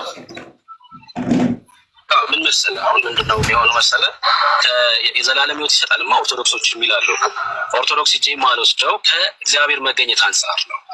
በደንብ ሀሳቤን አግኝተው ከሆነ ማለት ነው። ለምሳሌ ያዘጋጀው ቄስ የጌታ እራት ይሰጣል ብሎ ቢሰጠኝም እኔ እስካላመንኩበት ድረስ እኮ አይሰጠኝም። ባየህ የሆነ ሰው ስላለው አይደለም ህይወት የሚሰጠው የሰውየው እምነት ነው አይደለ ያን ነገር እንዲሁ የሚያደርገው ሰው። አሁን እኔ ከምን አንጻር ነው እዛ ሂጄ መውሰድ የምችለው?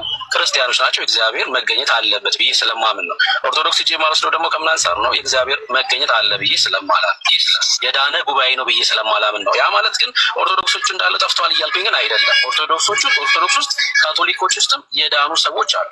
እንደ ህብረት ግን ጉባኤው ድነዋል ብዬ ስለማላምን ባልዳነ ጉባኤ መካከል ልጅ አልወስድም። መካነ ኢየሱስ ደግሞ መልቼ የመውሰድ አቅም የኖረኝ ለምንድን ነው? ጉባኤው ድኗል ብዬ ስለማምን ነው። ከዛ አንጻር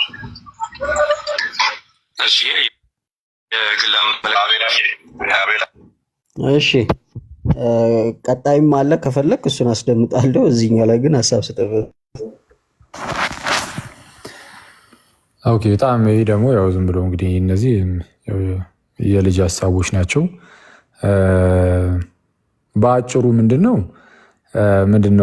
ቅዱስ ቁርባን የዘላለም ህይወትን ያስገኛል ብዬ ማመን አለብኝ ለማግኘት እኮ ነው። ያው ኦርቶዶክሶቹ ጋር የማልወስድበት ምክንያት የኦርቶዶክስ ቤተክርስቲያን የዳነ ጉባኤ አይደለም። መካነ ኢየሱስ ጋር ደግሞ የጂ የምወስደው የዳነ ጉባኤ ነው። እሺ የዳነ ጉባኤ ነው የመካነ ኢየሱስ ይባል። እሺ ኦርቶዶክስ ደግሞ አይደለም እንበል። እንግዲህ ለአንተ እንዳልከው ማለት ነው። መካነ ኢየሱስ የዳነ ጉባኤ ነው እና ይህ የዳነ ጉባኤ ያልከው እርሱ ይህ ለዘላለም ህይወት ነው ብሎ ሲሰጥ አንተ ግን አሚን ብለህ ትቀበላለህ ወይ ነው?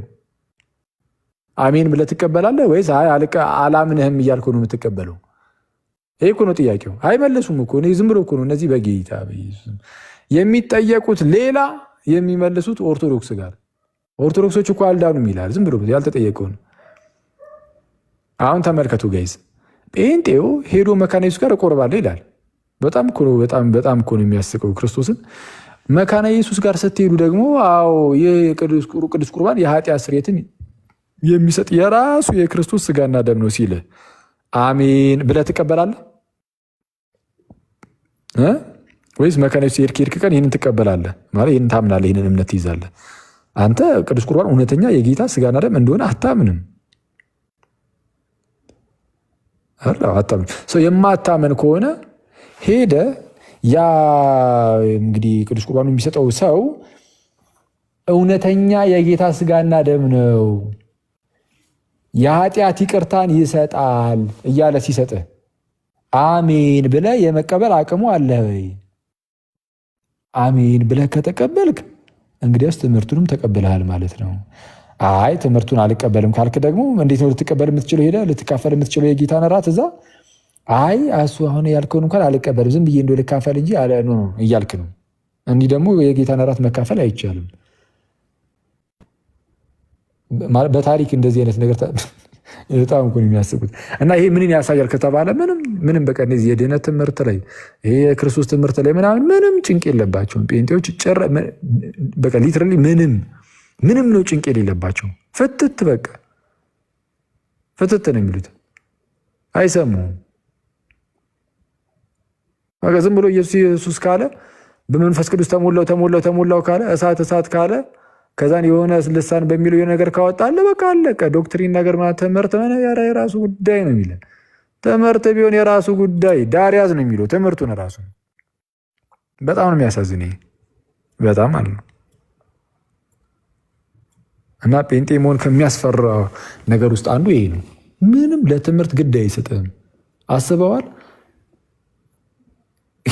ቅዱስ ቁርባኑን አንስቶ የመካነ ኢየሱሱ ቄስ ማለት ነው እነሱ ቄስ ስለሚሉ ይህ የጌታ ስጋ ነው፣ ይህ የጌታ ደም ነው፣ የክርስቶስ ስጋ ነው፣ የክርስቶስ ደም ነው፣ የኃጢአት ስርየትም ይገኝበታል ይሰጣል እያለ ሲያቀብል አሜን ብለህ ትቀበላለህ ወይ ነው እንደ አንድ ጴንጤ የኃጢአት ይቅርታ ይገኝበታል ይላል ወይ? እውነተኛ የጌታ ስጋና ደም ነው ብሎ ያምናል ወይ? አያምንም። የማታምን ከሆነ እንዴት አድርገህ ትካፈላለህ ከዛ ቅዱስ ሚስጥር? የሚገርም እኮ ነው። አሁን ኤኒዌይስ እስቲ ሌላ የምታሰማን ነገር ካለ እስቲ እንትን እንበል። አሁን ያልከውን ራሱ ይደግመዋልና እንደማያምን በኃጢአት ስርየት ጥምቀትም ስጋና ደሙም የኃጢአት ስርየት ይሰጣል ያድናል የሚለውን እንደማያምን ራሱ ይደግመዋልና እሱ ላስደምጣችሁና ወደ ዮኒ ይሄዳለሁ። ማለት ከቻልክ ምክር ነው እንጂ ጥያቄ አይደለም ያለ ማለት ነው አይደል? እኔ ጥያቄ ያለ መስሎኝ ነው። ግን ወደዛ አትሂድ ብለኛል አላልኩትም እኮ አላልኩም፣ አልሰማህም ማለት ነው። እኔ ወደዛ አትሂድ ብሎኛል ሳይሆን ይሄ ትምህርት ልክ አይደለም፣ እንደዚህ በቃ ማለት ለምሳሌ እኔ አሁን ፊት ለፊት እኮ ነው የምናገረው። የውሃ ጥምቀት ያድናል ብዬ አላምንም። የጌታ እራት የዘላለም ሕይወት ይሰጣል ብዬ አላምንም። ይሄ እምነቴ እኮ ነው። አሁን ያለሁበትም የማስተምረውም ነው። የደህንነትም ሳስተምር ይሄን ነው የማስተምረው። ያለሁበትም ህብረት እንደዛ ነው። መጽሐፍ ቅዱስም እንደዛ ነው የሚያስተምረው። በቃ እኔ የተረዳሁት አሁን ያለኝ የደረስኩበት መረዳት ይሄ ነው። ለዚህ ንግግር ከሆነ ይቅርታ ጠይቅ ያልከኝ እምነቴ ነው። እንዴት ይቅርታ ጠይቃለሁ? ኦኬ። አሁን እነዚህ የተነገሩ ነገሮች ማለትም ይሄን ይመስላል። ኦኬ። እምነቱንም የሚያስተምረውንም ሰው መዳን እንዴት እንደሚገባውንም ተናግሯልና በቃ አንተ የተናገርከውን ደግሞታል። ያ አስበው እንግዲህ አሁን ይሄ ሰው የድህነት ትምህርትም ብሎ ጭራሽ ይሰጣል። የድህነት ትምህርት ማለት የመዳን ትምህርት ማለት ነው። የመዳን ትምህርት፣ የድህነት ትምህርት ብሎ እንደዚህ አይነት ሰው ሲሰጥ ማለት ነው። በጣም ፈኒ ነው በጣም።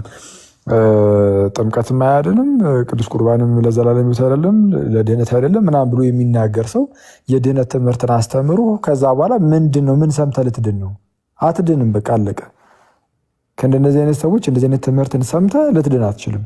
ኢየሱስ ካስተማረው ትምህርት ፍጹም ተቃራኒ የሆነ ትምህርትን ሰምተህ ልትድን በፍጹም አትችልም ነው። ይሁን ምን የምታስበው ነገር ካለ እስቲ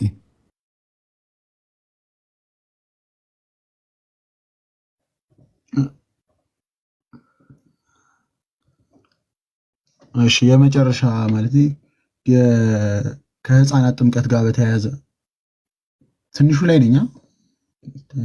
ይሄ ሆኖ ሳለ የህፃናት ጥምቀት ጋር በተያያዘ ነው። ያው ሉተራን ነው ዳዊት እና ቃሌ ናቸው እና ኤፍሬም ጥያቄ ጠይቋቸው የህፃናት ጥምቀት መጽሐፍ ቅዱሳዊ ነው ወይስ አይደለም ብሎ ጠይቋቸው ነውና ህፃናት ጥምቀትን ትቀበላለህ ወይ ሲምፕሊ የህፃናት ጥምቀት መጽሐፍ ቅዱሳዊ ነው ብዬ አልቀበልም ነው። ሲምፕሊ ስህተት ውስጥ ናቸው እነዛ ሰዎች የሚያደርጉ ሰዎች ህፃናት ስላጠመቁ በቃ እንትን ውስጥ ናቸው አለንም።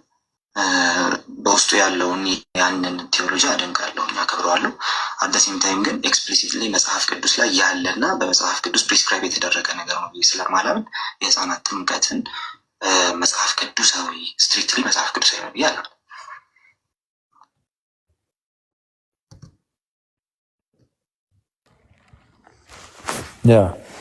የህፃናት ጥምቀት መጽሐፍ ቅዱሳዊ ነው ብዬ አላምንም።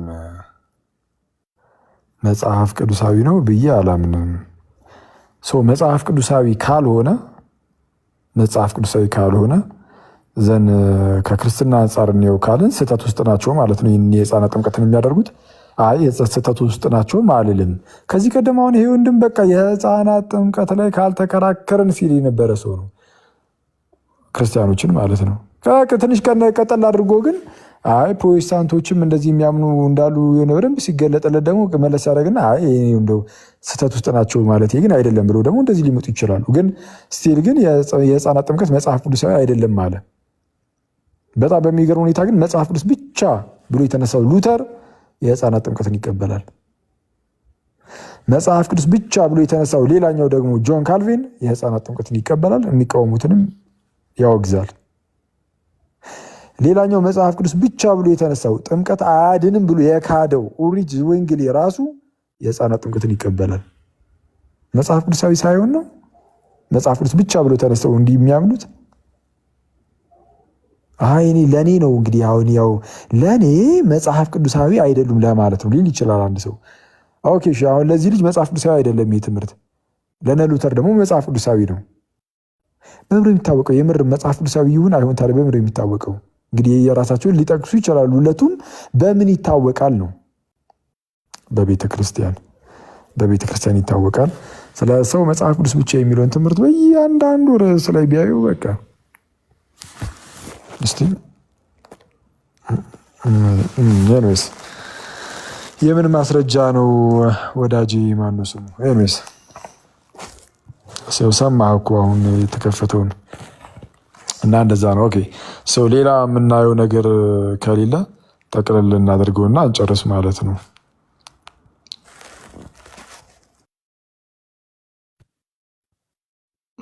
እኔ ከመውጣቴ በፊት ይችን አንድ ፈን ቪዲዮ አሳይቼ ለህዝቡ እወጣለሁ።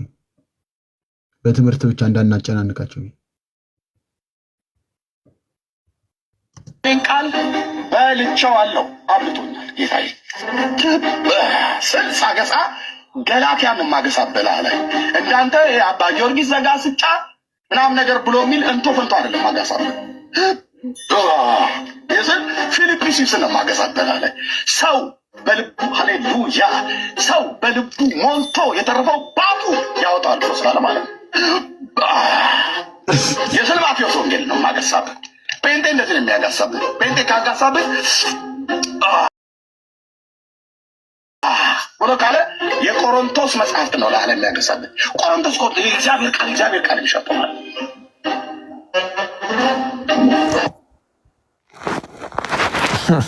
አንተ ተማርክም ሰው ይመችዋል።